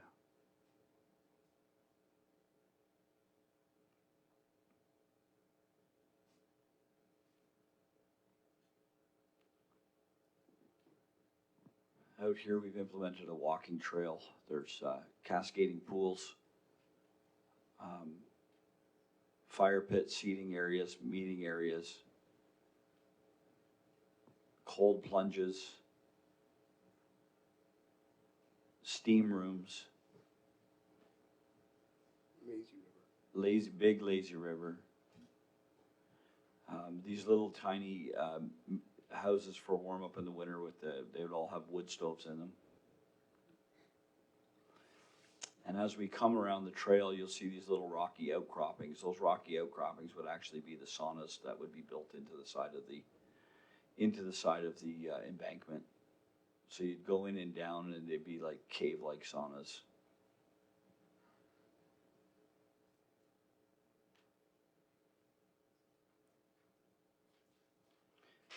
The idea is when the excavation was done, all the fill would be brought to the outside of the interior and done as a berm for soundproofing and security and privacy. So the parents can drop the kids off at the pool and go to the spa.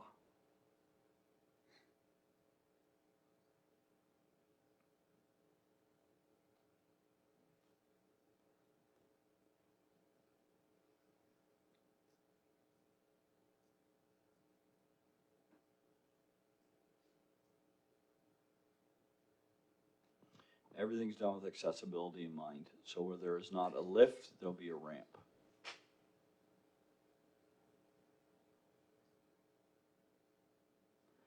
The pools will have integral lifts built into them. There'll be chairs provided with those lifts, so there will be waterproof and corrosion proof.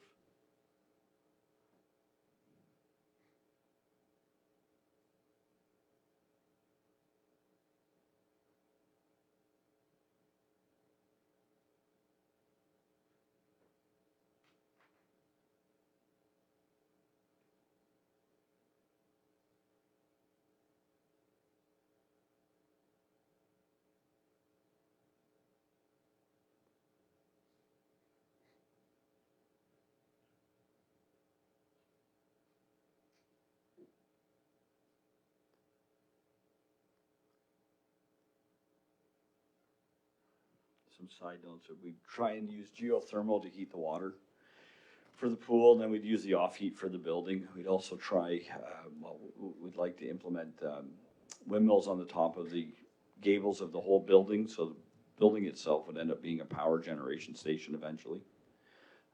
The idea is that we would create more power than we're using, and at the end of the day, the building would create its own revenue. So I hope that gets the conversation started. Well, we wanted to get you some information so you can see what we're looking at. What we're hoping to, that if, I know there's a process for this, if council could look at setting aside behind the community hall for this, so it's all connected, you can walk through the community hall and get to this. That's the kind of area that we're looking at. We still want to have community meetings for the public to see this, because obviously a lot of them aren't here and they might be interested in seeing what's going on. I had one complaint already. They don't want the library there. They want it here in Shawinigan. And I said, well, we're just doing a little one. So you work on your own library if that's what you want. But she wasn't too happy with me. But anyway, a lot of people are like that nowadays. So, anyway. So how many acres do you need? Potentially, you gotta figure out I'll go with the square foot. square footage. Yeah, so for the main building, we are looking around 115,000 square feet. And for the outdoor patio, that is where the lazy river is, we are looking around 32,000 square feet.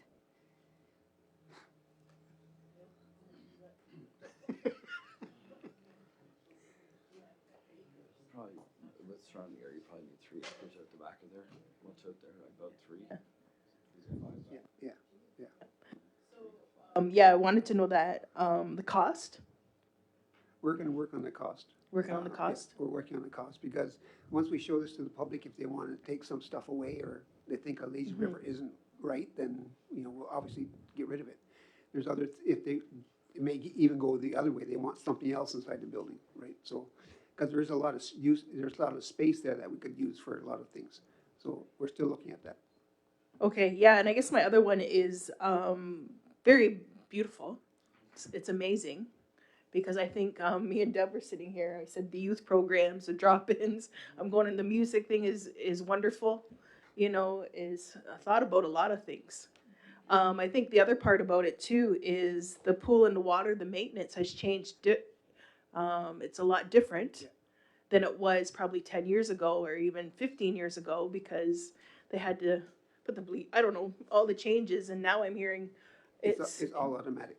that's it. It's all automatic compared to before. So that's a big thing, because I think people have the old way of thinking that it takes a lot of people, it's this and that. But to run something like that, it's all automatic. Yeah, we went to Orangeville, and they showed us the system for the water in there, and there's it's all automatic. So the guy will get a text or a beeper on his phone. He comes in, pushes one button, and then he can leave. It all does itself, right? So even Cheryl was there and was very impressed with how it works, right? So and all of these slopes are non-skid. You can't slide into them. You got when you're walking with wet feet. So it's a safety issue all over. And obviously, the fire extinguishers, all that kind of stuff is going to be built in anyway. But yeah, this is just a rendering to show you what we've worked on and see if you like it or don't like it, whatever. And we'll go from there. Go ahead, Eamon. Well, congratulations, you guys. That's fantastic. The only thing I was same questions that Chief Sherry Hill asked about the cost, but you're going to work on that. I was just wondering, is there going to be an opportunity to, through a Community Awareness Week or month, to showcase this in the evenings with community members, you think? Might be a good time to do that with the spaghetti. Oh, yeah, whatever yeah. we have. Yeah, We always have spaghetti. even if it gets approved, we still have to, it's about 18 months before they get the drawings done. Okay, Right, so I just meant to show this. Yeah, we're gonna be showing this video? To the community. For the Community Awareness Week community month? meetings. Yeah, we're gonna be doing probably over a month, but the other issue is, we're gonna go out and look for funding from all the business on Six Nations. There's a lot of big tobacco companies, cannabis companies. And our two We're gonna banks. hit them up and we're gonna hit them up for money as well to help with this cost, plus O&M, right? But once this is up and running, we'll be generating our own money anyway. Right. As well to do it. So, we're confident that we can get this thing done. It's gonna take a while, obviously, because it went from a 6.2 million for the pool to about over 65 million. So it's quite substantial, thanks to Dean. Just a follow-up, I just like the outdoor water, the stream, or whatever you want to call that. Is that a pool or a stream? I don't know. But I was just wondering, are you going to drain it every year, do you think? Or would you leave it open so that people could skate on it during the winter? You don't want them skating. You don't want them skating. But the idea is if we go geothermal, you'll be able to keep it open year round. Okay. Yeah. Okay, I see. It'll look like a Scandinavian spa. There'll be Okay, steam coming out of the yes. back. It'll be beautiful. I understand. Okay, go ahead, Dean. First, I just want to say, thank you to the board and all the work that's been done on it. I know we worked on it really a lot, a lot of hours. And yourself, Lee, and your team, extensively on the rendering. I knew that was going to be the vision that a lot of the community meetings and all the input has been done. So at the same time, I want to thank the community as well, because all the input has been taken into consideration into what we just seen there. And of course, we're going to do more of this type of stuff just to see anything else that would change or whatever it may be. So, this what I see, this is the first time that vision of all those community meetings and interactions with everybody is kind of put into a video, let alone not just a piece of paper or nothing. So, great job, everybody. And secondarily is, the idea with all the rooms that were in the building from the rendering we seen was, the idea behind that was to have anybody from, definitely the youth from ages 1 to 18, to gravitate to one of the rooms, whether that be the daycare, whether that be the games room, the simulator rooms, the gyms, whatever it may be, right? So there's a spot for everybody in that area, and then added on to it, oh, of course, the pools too, and then added on to that area for the parents, whether that be the spas, the lazy pools, the dine-in, the dance rooms, right? And also taking not just physical aspects of recreation, but also the culture, arts, dancing, those type of things are also considered. And with study rooms, like what this should be and ideally would model is the perfect community hall. Like when we think of community hall, right, we may just think like a space. But this here is a space where ideally you would want all the young people and everybody within the community to be there at all times, right? Because the more we can kind of keep people and our people within a certain area and entertained, the less likely they're going to be doing other things that may not be, ideal, to say the least. So this is why this is coming forward, and it's once again, great job, you guys. Thanks. Elena? Thank you, I appreciate that. I'm a visual person. I'm sure everybody else likes to see the dream too. With that being said, how many of these renderings have you done? How many of them have moved to the build stage? And what were the changes, common changes that occurred in between? So renderings are, I'm gonna say last 10 years more common. So we see them so we do an average of 6 projects a year right now. So in those, we would do community centers. Generally we take on the portion of the aquatic side. And then we'll partner with other contractors to do the other aspects. So they'll do their own, we do our own.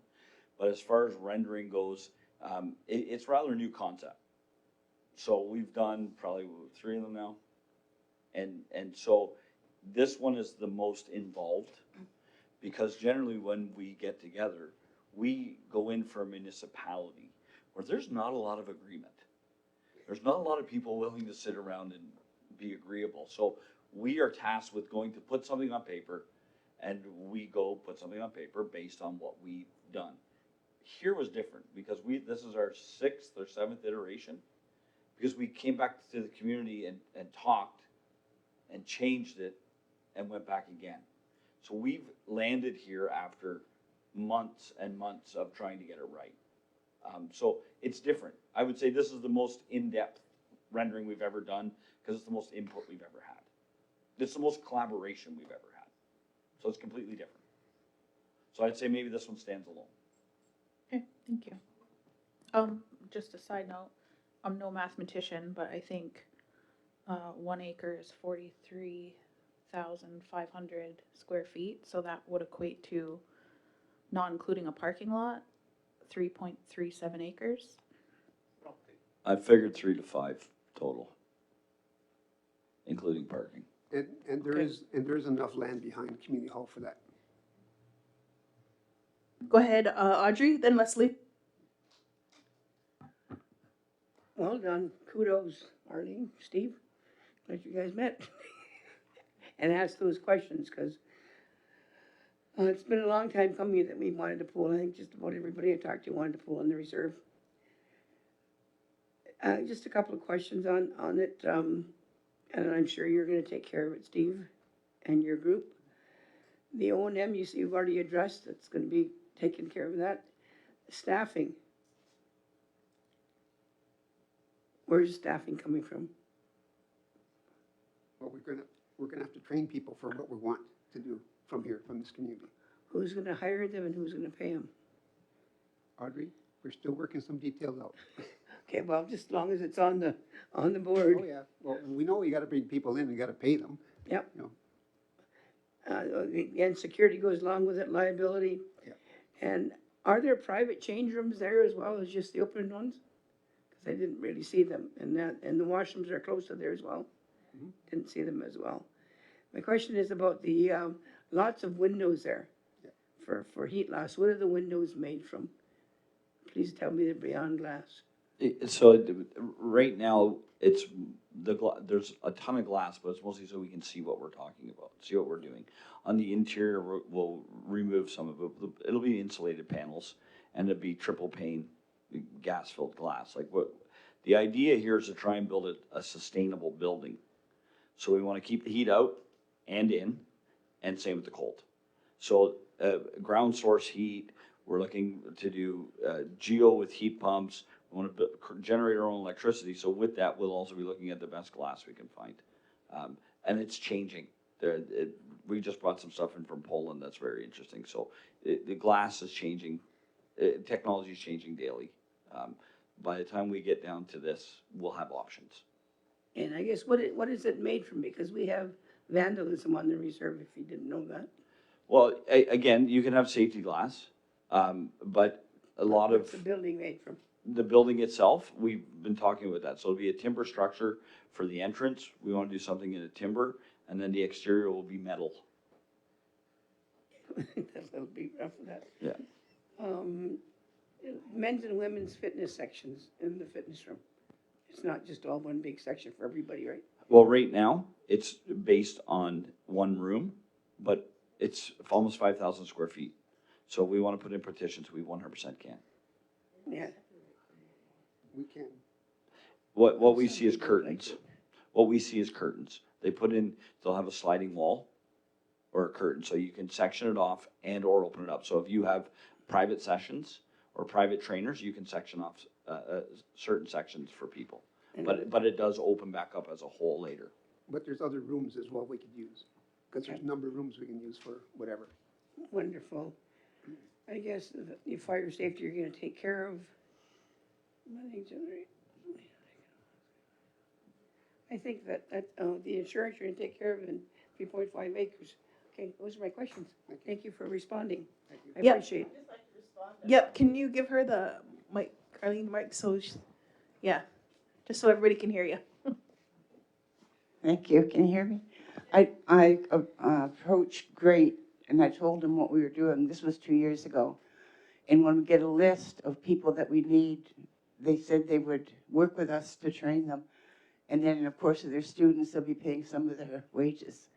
So that's already in place. We just have to, we're not that far yet, but I've already talked to Great. And Lee is included in his fee. He's going to train people to run the pool, and that's included, so we don't have to pay him any extra. So he's doing a lot of things free for us. Thank you. Thank you. Go ahead, Leslie. I want to thank Arlene and Steve. I remember meeting you, the first meeting here in the council, in this room here. And I appreciate having gone out to Orangeville, seeing that. So I have a few questions, okay? One is, if the pool were to create a leak that went underneath, because that would affect your structure. So a replacement or the timing that it would take to fix that, or before it became something dangerous, what's in place to prevent that from becoming a catastrophe? So one of our first guarantees is that your pool never leak. It's a stainless steel shell. So when we laser weld every single joint, and then we use the same testing that they use at the nuclear facilities for the nuclear reactors. We test our welds with a dye and a penetrant. And what happens is if there's any porosity or holes in the welds, it'll show immediately. They'll repair before water goes in. So before we put a drop of water in our pools, they're 100% guaranteed to be waterproof. And because they're 316 marine grade stainless, our half-life is 25 years. You're looking at a 50-year replacement. And the next question is, when I went into the Orangeville pool, it didn't take my breath away. You know how it's got like that? You walk into a pool and it's like, it's either chlorine or it's vapors in the air of water. So what is in place here that will make it a good experience walking in? So we have our own proprietary air removal. It's called a chlorine removal system. It goes on the outside of the pool trough. And we just pull the air, because what you're smelling when you walk into a pool is chloramines. It's not chlorine. It's the chemical reaction from the chloramine attacking body oils, skin, and stuff of that nature. So it floats and it's heavy. And as it builds, it's heavier than air, but it'll build, and then it's just a nasty environment. So we've created a system that pulls it off at water level. So then we get less tarnish in our building, we don't have tarnishing on our windows and our doors, and the air is clean. So we don't allow the chloramine to get into the air, we take it at pool level, so it's healthy for your lifeguards and all your staff. With the daycare, it looked nice. It was good, like conceptually looking at it. So is that daycare provisional in terms of when you're utilizing the facility, or is it a full-time daycare that's being proposed here? So again, that's gonna be up to the community. Right now, we're looking at a full-time daycare. And for evenings, if people want to bring their kids to that daycare or go swimming, you know, the parents want to do something else, then it's there as well. So what I didn't see was anything, okay, oh no, I'm not just to say I didn't see anything, and I'm sure you thought about it, for accessibility, not just in terms of mobility, but those that might be deaf or blind, you know, like what sort of things do you have in mind for them? If the community brought that at all? So the community brings up, for the blind we do, and seeing impaired we can do braille on our grading. So around the pool, wherever we do our markings on the floor, we'll put, like when they're leaving the change rooms, we'll have little barriers and you'll have braille on that. So they'll be able to feel it on their feet, and it'll be like a warning, like a tactile. And then same for the seeing impaired, it'll be, when they're coming through the different zones, there's beepers. Right, well, there'll be a beeper on every door. That's what they're putting in most aquatic centers now. And then for the hearing impaired, I haven't really put that much thought into it. But if we need something, we can put some thought into it. And my final question is, it seems like in the world we see these demonstrations being done by robotics. I don't mean robotics like personal, like movement, robotics. Do you see that being utilized anywhere in there?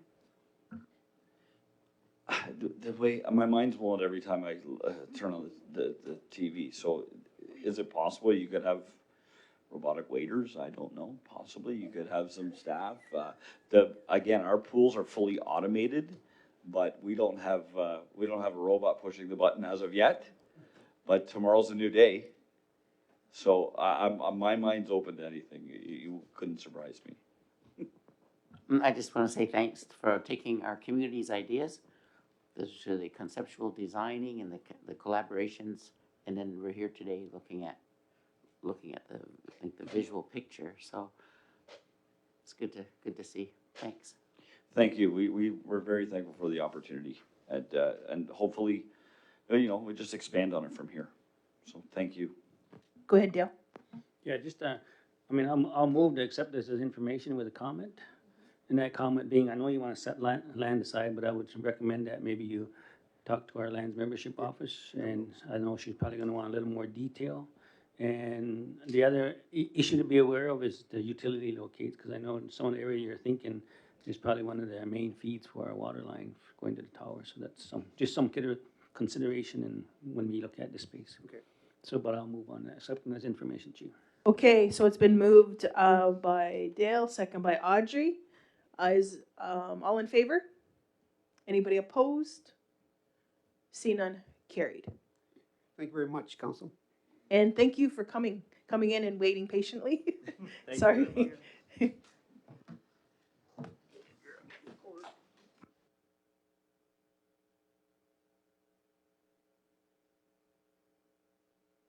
Okay, let's go to number 6, Chief's updates.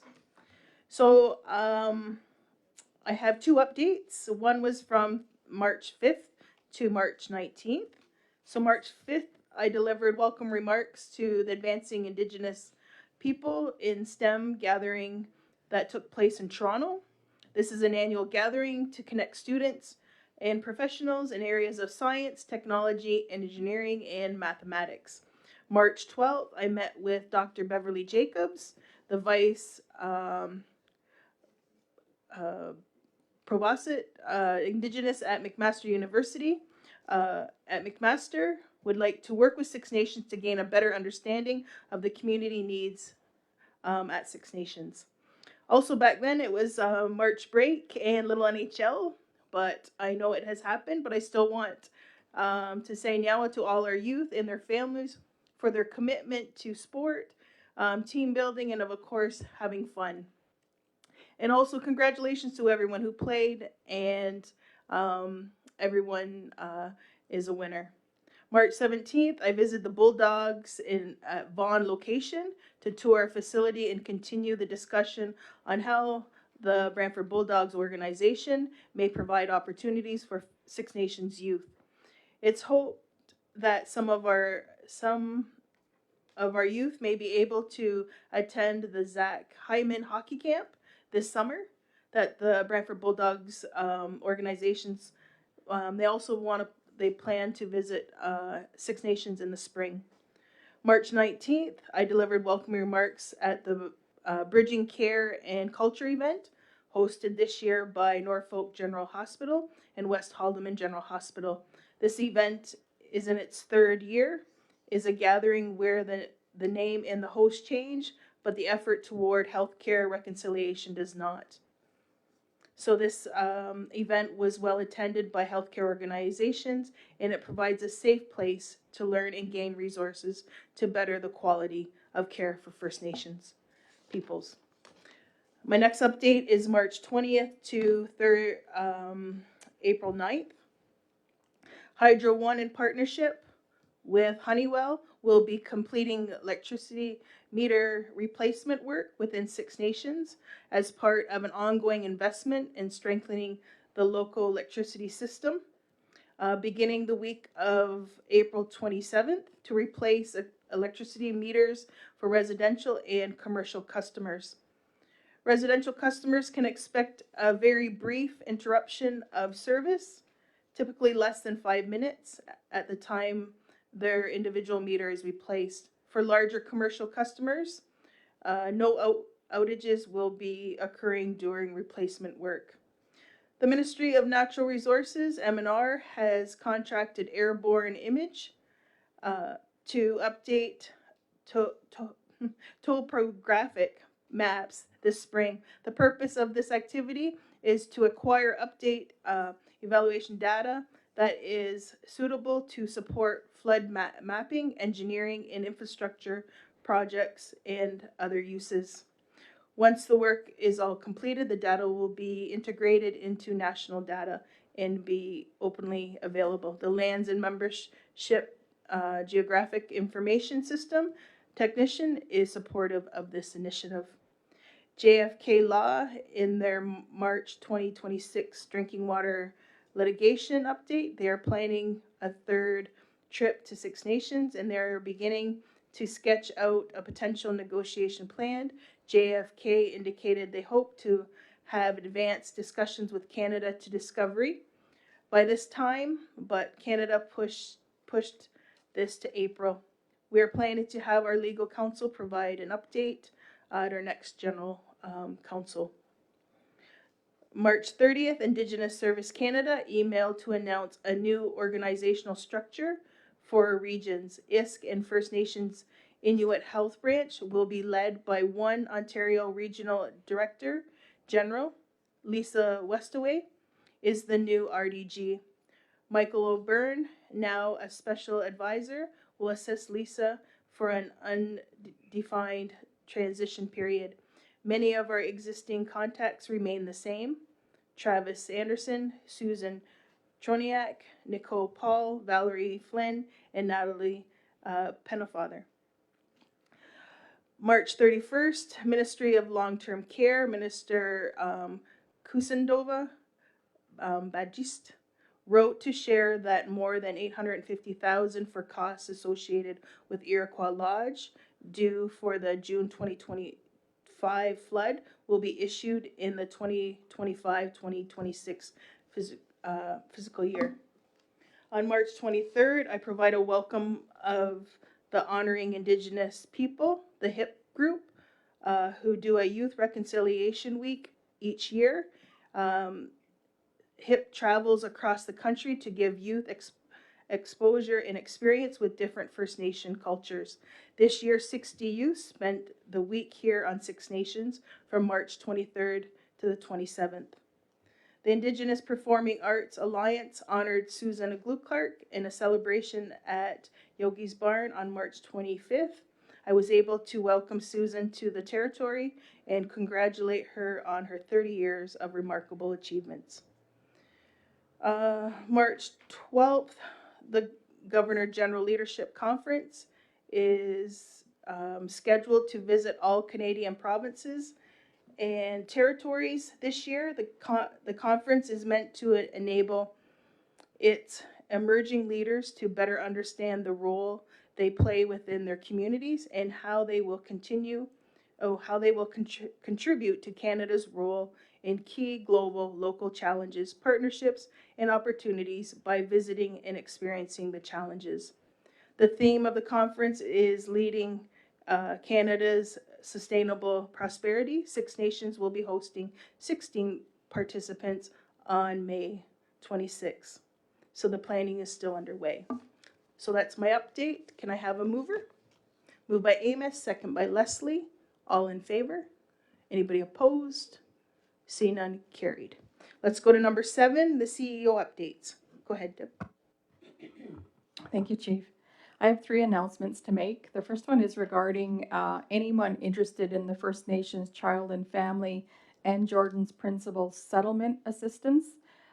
We will be having sessions hosted here in the council chambers every Thursday evening from 6 to 8 p.m. during the month of May. So those dates will be May 7th, 14th, 21st, and 28th. We will be putting this information out also via social media just for reminders, but those sessions will be happening during the month of May for anybody needing assistance with those settlement applications.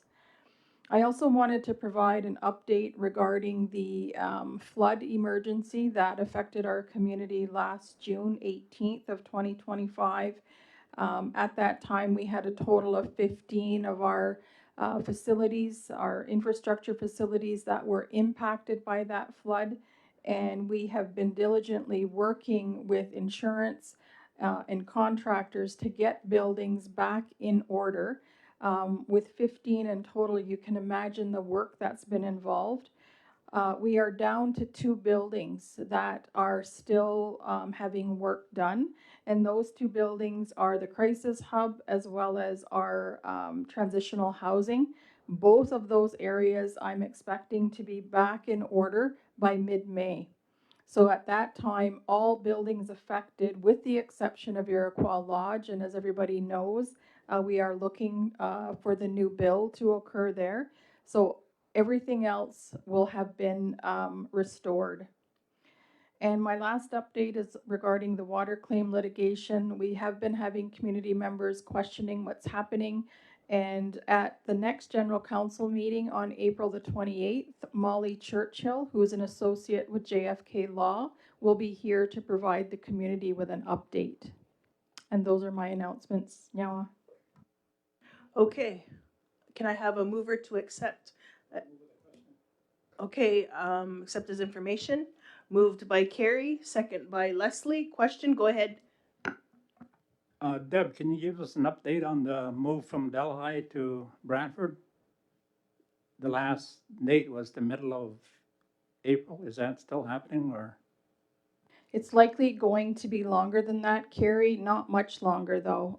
There is actually an upcoming meeting that's being scheduled with the POAs, and that's being scheduled with our lodge management as well as the new Director of Wellbeing, Brian Hirchuk. So POAs can expect that update to happen soon. What I can tell you is that they have been busy. They've actually had to create a plan, a moving plan for the Ministry of Long-Term Care. So it's very different than our move to Delhi, which was an emergency situation, and we basically packed up and moved.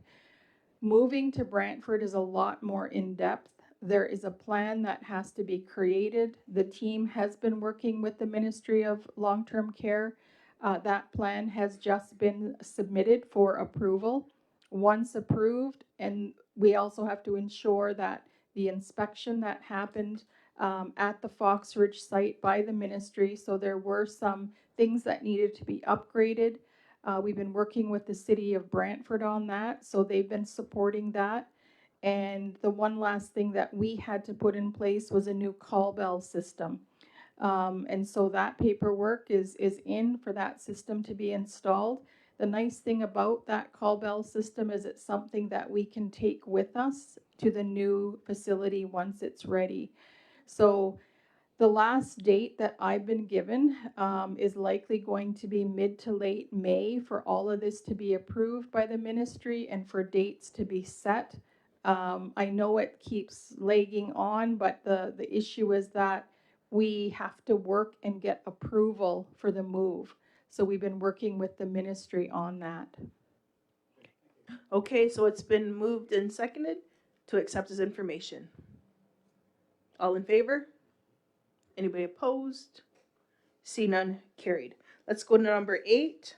Recommendation from the Unity Building External Government Relations and Justice Committee. It was moved by Cynthia and second by Melba that the Unity Building and External Government Relations and Justice Committee recommends Six Nations of the Grand River 59th Elected Council approve that Councillor C. Leslie Green to join the Brantford Crime Stoppers. Okay, it's been moved and seconded. Questions? Go ahead, Elena.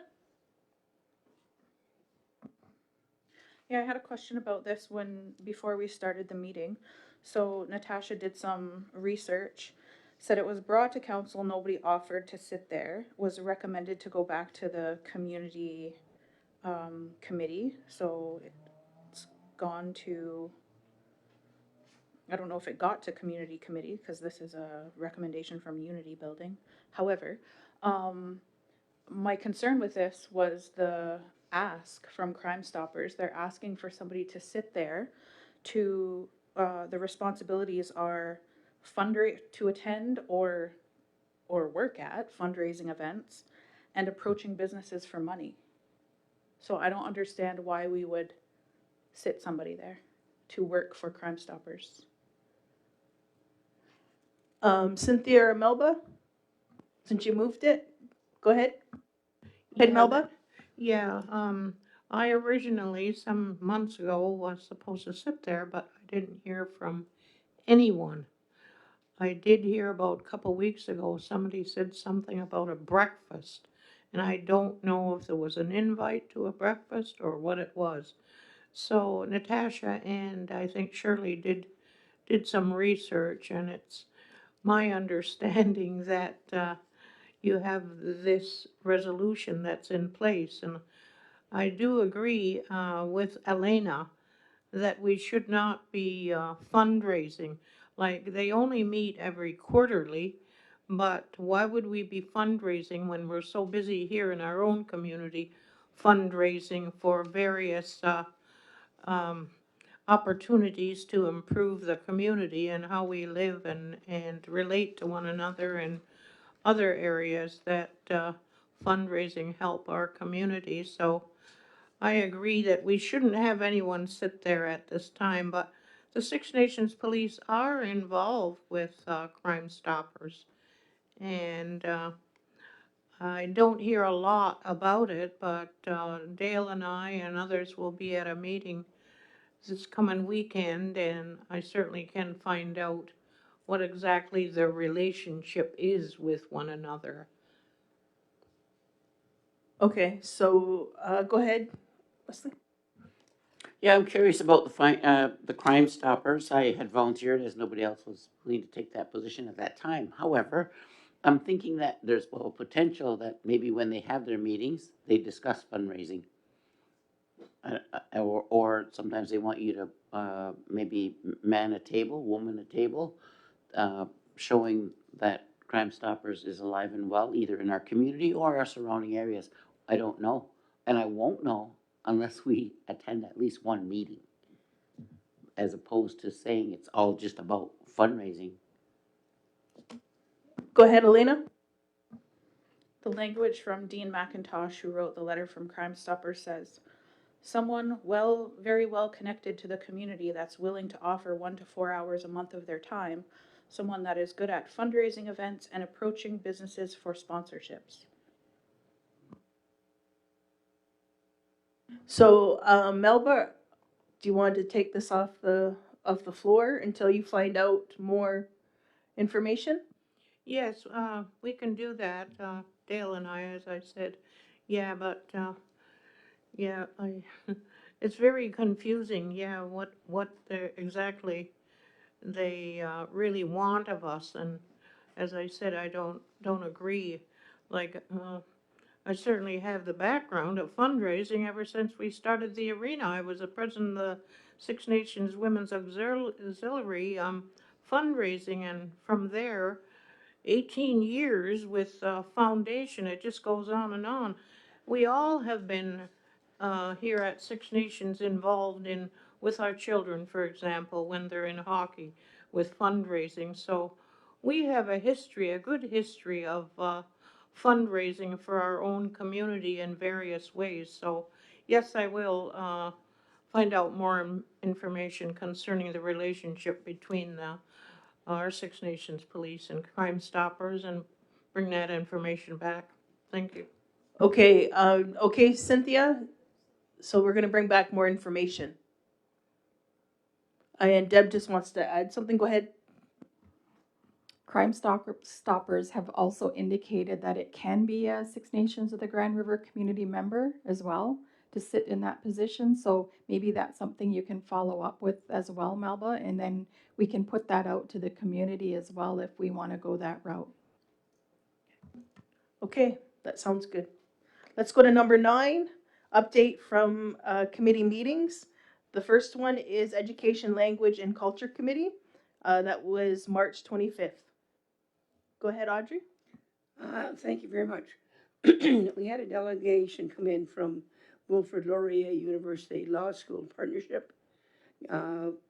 Judge Gethin Edwards was there, Darren Thomas, Kelly Gallagher McKay were in attendance, and they provided a presentation on the development of an indigenous law program and requested support from Six Nations of Grand River to start the program at their Brantford campus.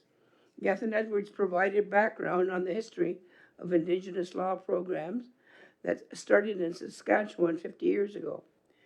Brantford location was selected due to the location to Indigenous communities and to hope to gear the program to meet the needs of the community. Looking for content of what should be taught and include in the internship. Putting together the proposal needs to go to the government for funding, Federation of Law Society and the Law Society of Ontario for approval. Due to Six Nations' lack of funding for post-secondary, the question was asked, was there consideration given for tuition-free funding? And we were told that the proposal had 120 seats and no tuition-free offers were made. So no tuition waivers.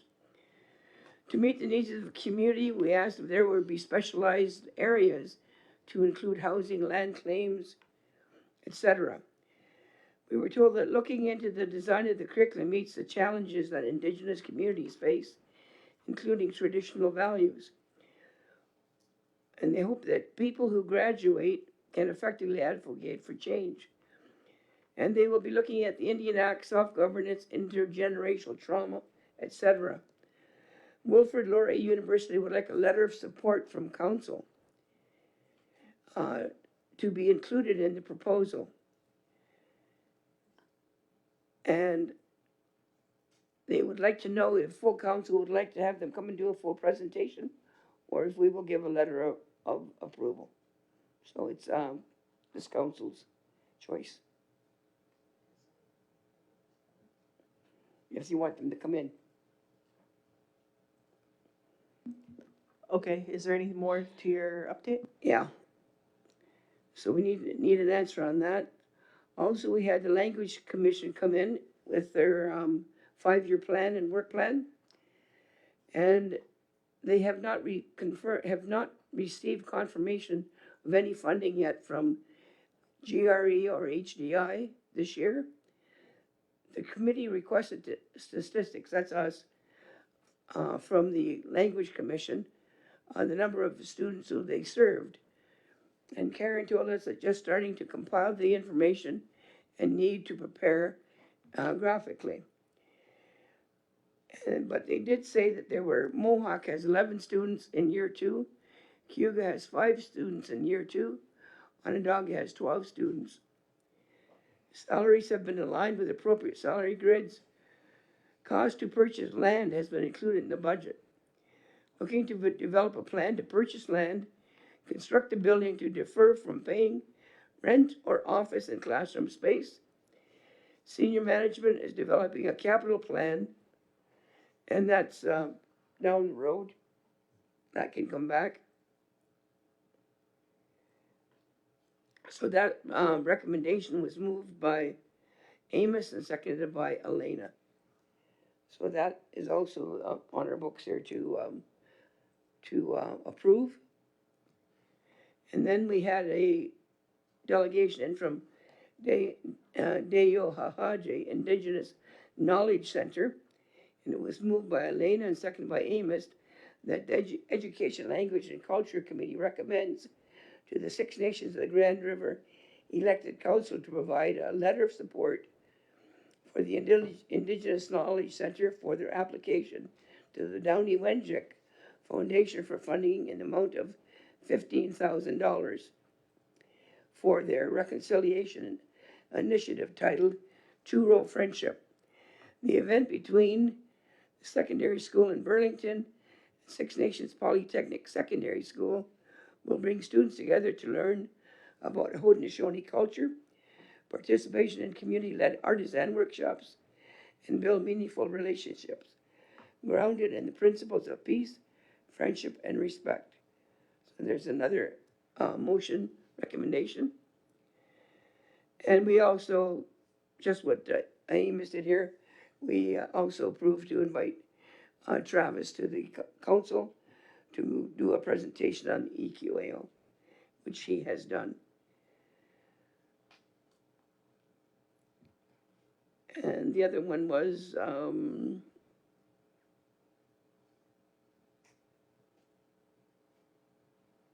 the Grand Erie District School Board, Provincial Education Bill 33. That's where the Minister Calandra took over 8 school boards in Ontario so far. And he was talking about getting rid of trustees, but nothing was made public. And the question was, who will be looking out for the students if there are no trustees? So what was heard today on the news is that he kind of backpedaled on that. He's now not getting rid of trustees. He's limiting them to 12, but there will be a CEO running each board.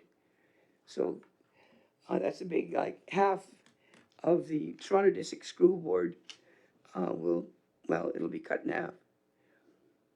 So that's my presentation from the ELC, Chief. Okay, thank you for that. There was 3 recommendations that you wanted. I'm not sure if council is ready to make the motion. Or did you need more information on what is being asked in these 3? I could email it to everybody and they can do it tomorrow or next week. Go ahead. Yeah, I would suggest we get at least more info and get it on an agenda so we have a formalized wording of the motion. So whenever. Where's a formalized motion? Yeah, so I mean just getting it to getting on one of our general council or whatever meeting we're gonna approve of that, but at least it's a little more formalized. So if we can get who the secretary who's They helping? probably should have already gone there because they're already in motion form with movers, seconders, and all agreed to move it on here. Okay. All So right? should be coming up then. Okay, I'll Okay. email it to All right. Deb.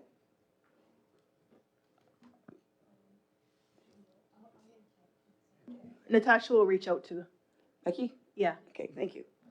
Okay, so is there a mover to accept his information? Moved by Leslie, second by Amos. All in favor? Anybody opposed? See none, carried. Let's go to number 2, the Wellbeing Committee. That was March 27th. Go ahead, Amos. Yeah, okay, thank you very much, Chief. Just going to give a high-level report. Um, I have to thank Abigail Hill, who does our analysis of even Lieutenant, the Auditor General's report. She was able to present that, and again, we acknowledge that, and we would like to have that her analysis circulated with Deborah in her new position, our Director of Wellbeing, and all the senior staff, so they can understand what we're looking at by way of services to our community. She did an analysis of the non-insured health benefits and how we want to stay committed to that in that conversation for our people. So she's going to stay on top of that with us and make recommendations. She's also looked at the notion of co-developing with the federal government, with the Crown, a First Nations Emergency Management Response Strategy. Should we do more writing on that to see how we can become involved? So I'm sure there's going to be a resolution coming to council on that once we get to that level. So that's the kind of work that she does for us and to give us, keep us updated on externally what's happening around our community. We talked about the search for a new hospital property for the Brantford General Health Services. I'm on that committee looking for land off the reserve. It's off the reserve. There was a question of whether we could consider building it even on some of the property here for that might be ATR. But anyway, we didn't get too much further than that. With something that we're going to have to do some research. But anyway, we're down the road now. We looked at 12 properties. I'm on that task force, so, and we're down to 8, and now we're going to report it now to the trustees of the Brantford General Hospital about where the property would be. My hands are tied because I signed an NDA. I can't share with you the properties or where they're located at this point until the final decision is made. We continue to work on externally, and I guess it's with Linda and yourself, Chief. We really want to try and at either late May or early June is to either invite the minister here and Jane Philpott and Puma, is that his name, Puma, MVP? Yeah, here, or we go there to describe, to just serve notice that we've created this well-being, we're going into public health, that so they can understand the breadth of the work that's being done by our expertise and our staff here in creating this, long-range integrated health system at Grand River. So I think we need to go and serve notice that we are working on that as a beginning, and whether it's just a coffee and cake meeting at first, but at least they can understand some of the bullets of what we're trying to do for our community, long range from prenatal to end of life. So we're gonna be working on that and put some bullets together for our chief and council. That's what we want to raise with the minister, Sylvia. What's her name? Sylvia Jones and Jane Philpott, and then Puma. So I think we can put our energy together and make that case, introduce ourselves about our long-range plan for well-being here at Grand River with the help of the initial leadership of Deborah. So I think we're ready to do that, and I think we've got our bullets together. I'm meeting with Abigail next week to see what bullets we will include in that communique by way of meeting with them. So then we'll, I guess, deliver that to you, Chief, and to see whether Linda and you and I or whoever signs the letter and gets this meeting going. So that's where we're pretty active on that. We have standing committee items on our agenda each month. And a lot of the motions you will have heard before I'm just reiterating some of them. The lodge, of course, is always on our agenda. We get an update from Brian Hilchuk. Is that Hilchuk? Is that his pronounced his name? Deb? I'm trying to get his name right, okay. It's here, Chuck. Heritage, okay, yeah. So we meet with him, he gives an update on these standing agenda items for well-being. Ganeos, we're still talking about that, about the Crown's position at this point. I know there's more detail that's going to be coming to the to the council about some of the resolutions that we have to, I guess, agree to. I guess they're not so receptive right now to putting additions to Ganeos, so we need to make a position on that, Chief and Council. The hospice, we got an update on that. We're concerned at the Wellbeing Committee because I guess we're taking delivery of our wood and our logs at the end of the month, and we don't have a road yet into that property that's secure. And with the climate being springtime, it's not just a matter of dragging a trailer back in there with that weight. So there's a kind of a concern that we're working with Deborah's office on how we can move that forward. So I just wanted to tell the community that we're ready to go, but that's our holdup is. And I don't know what the relationship is with Public Works in all of this, but I'm leaving it to our technicians to iron that out, to get that road in there so we can take delivery of our materials. I talked about the planning for the task force. I just talked about that as a standing committee item as well. We're still working on our food sustainability summit with all of our stakeholders. The greenhouse across the river, the greenhouse that was on Fourth Line, the farmers, our food services in the school system. We want to try and have a task force, I keep saying, and Brian is working on that to get a summit meeting in relation to that. And the other one I just came across, and I heard a real interesting commons documentary about having our own store again that's run by the community, and to model it after the U.S. commissary stores that they have on all their bases. They're all they're not for profit, but the profit maintains the store. So then all the reduction of foodstuffs can be brought down if we buy in bulk, just like Costco, right? But we would have it in our community, that would have it in different regions in the community, but we would run the store for our people at a much reduced cost. I've been just doing some study on that as well.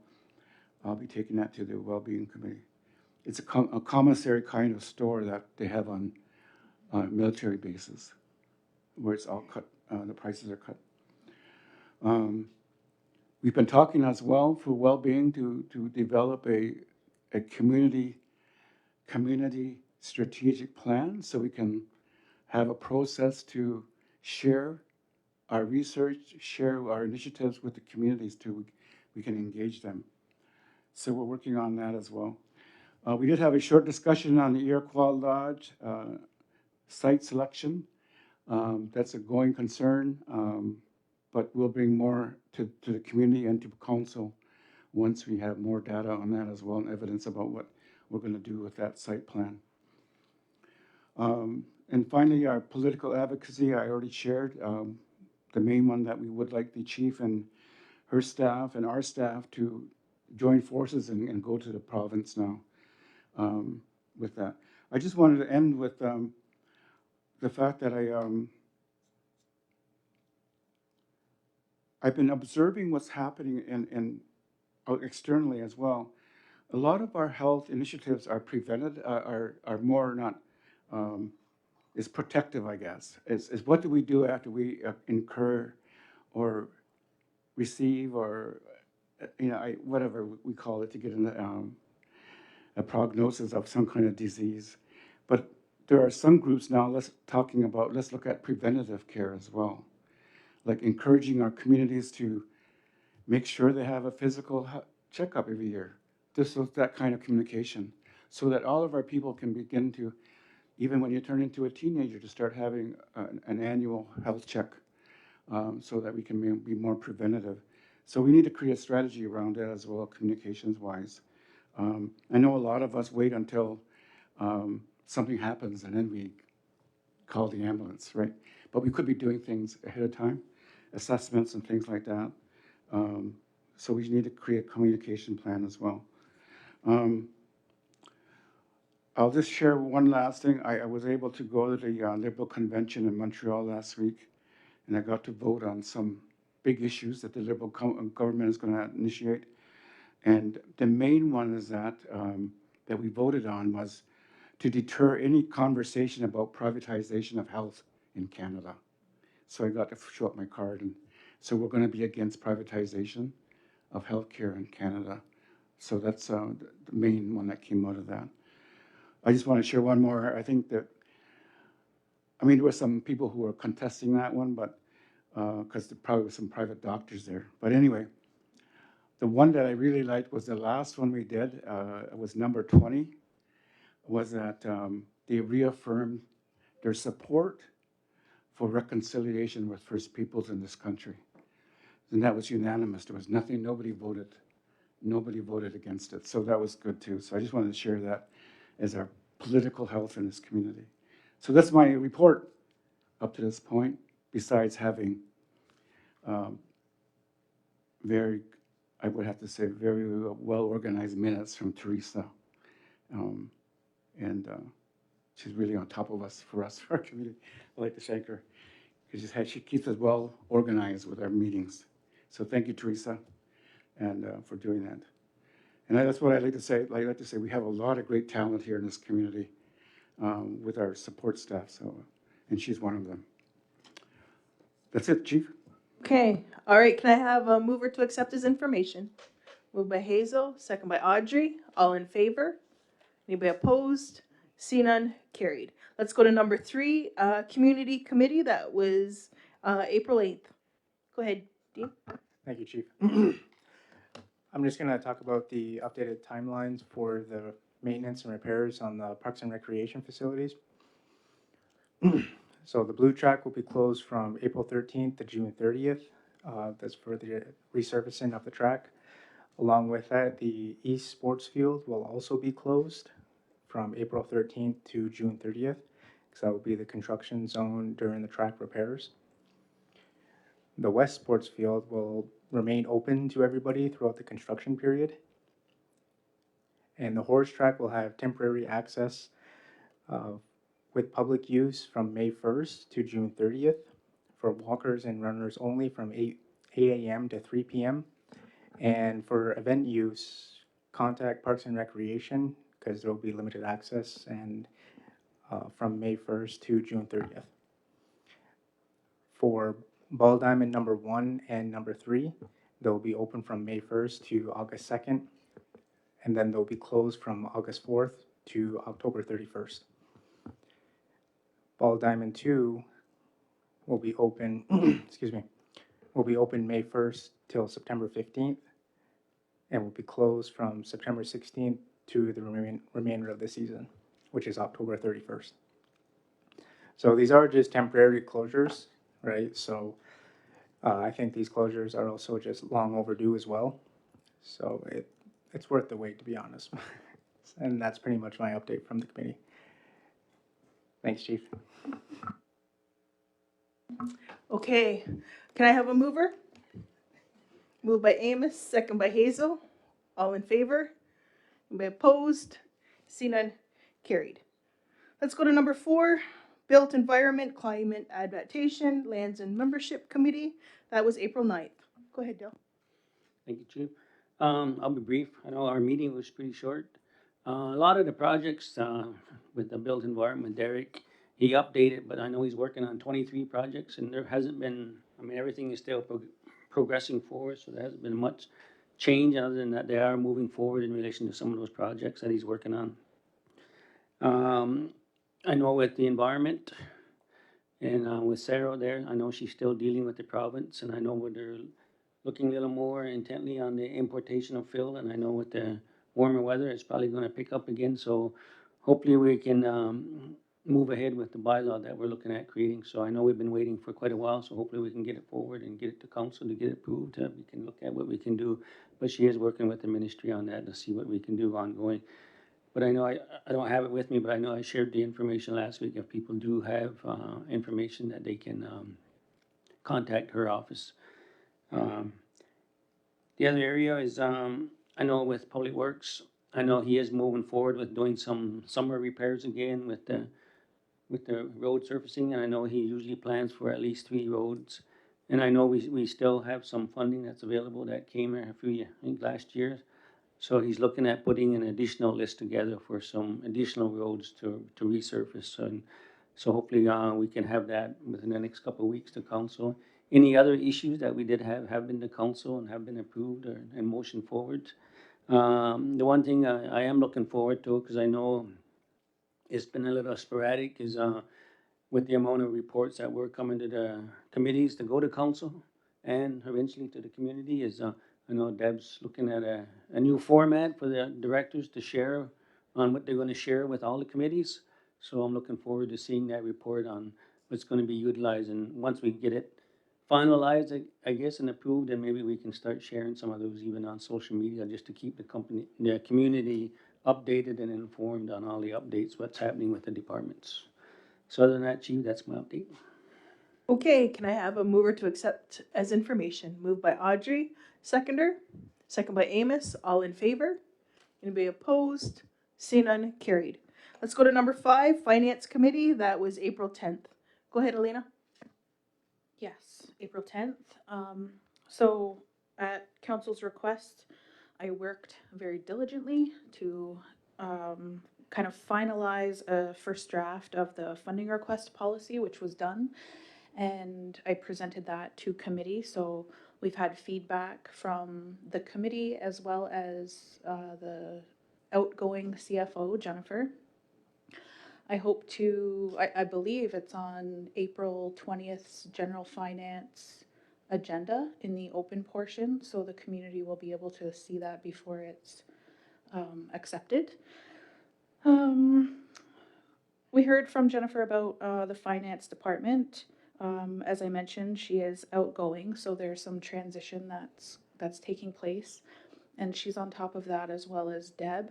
And then we wanted to make sure, because we were on a trajectory to keep researching the new fiscal relationship path, and Jennifer was really helpful there, so we don't want to lose that momentum. So she's given us, as a committee, next steps to keep going with that. We had some new business. A community concern was brought. So there's community members concerned about salaries and how why we're not on the sunshine list. So we're undertaking a potential legal review. The recommendation will come to council to see what the ramifications of disclosing employee information would be. I think there was one new task that we have on our work list now, and that's looking at gaps in policy and procedure for capital projects. So just ensuring that those are airtight, because we have some big ones either already underway or upcoming. So we want to make sure that our policies and procedures are intact. I believe our next Finance Committee meeting is May 8th, and I believe that's all. Okay, can I have a mover to accept as information? Moved by Dale, second by Dean, all in favor? Anybody opposed? See none, carried. Let's go to number 10. So the next meeting, general council meeting, is April 28th at 6 p.m. Audrey? Can I add one thing that I forgot to mention? Please? 2 minutes. Okay. Okay, Amos and I met with Grip Seal, and they went through all the reasons that they need more funding. And so they're asking for, that they need $5 million. And they had this request here before, but they explained it. I have sent all of you the minutes from our meeting minutes, so you should have just received them recently. And they're looking to see if council can start a scholarship. And by that would involve, well, see if you were there,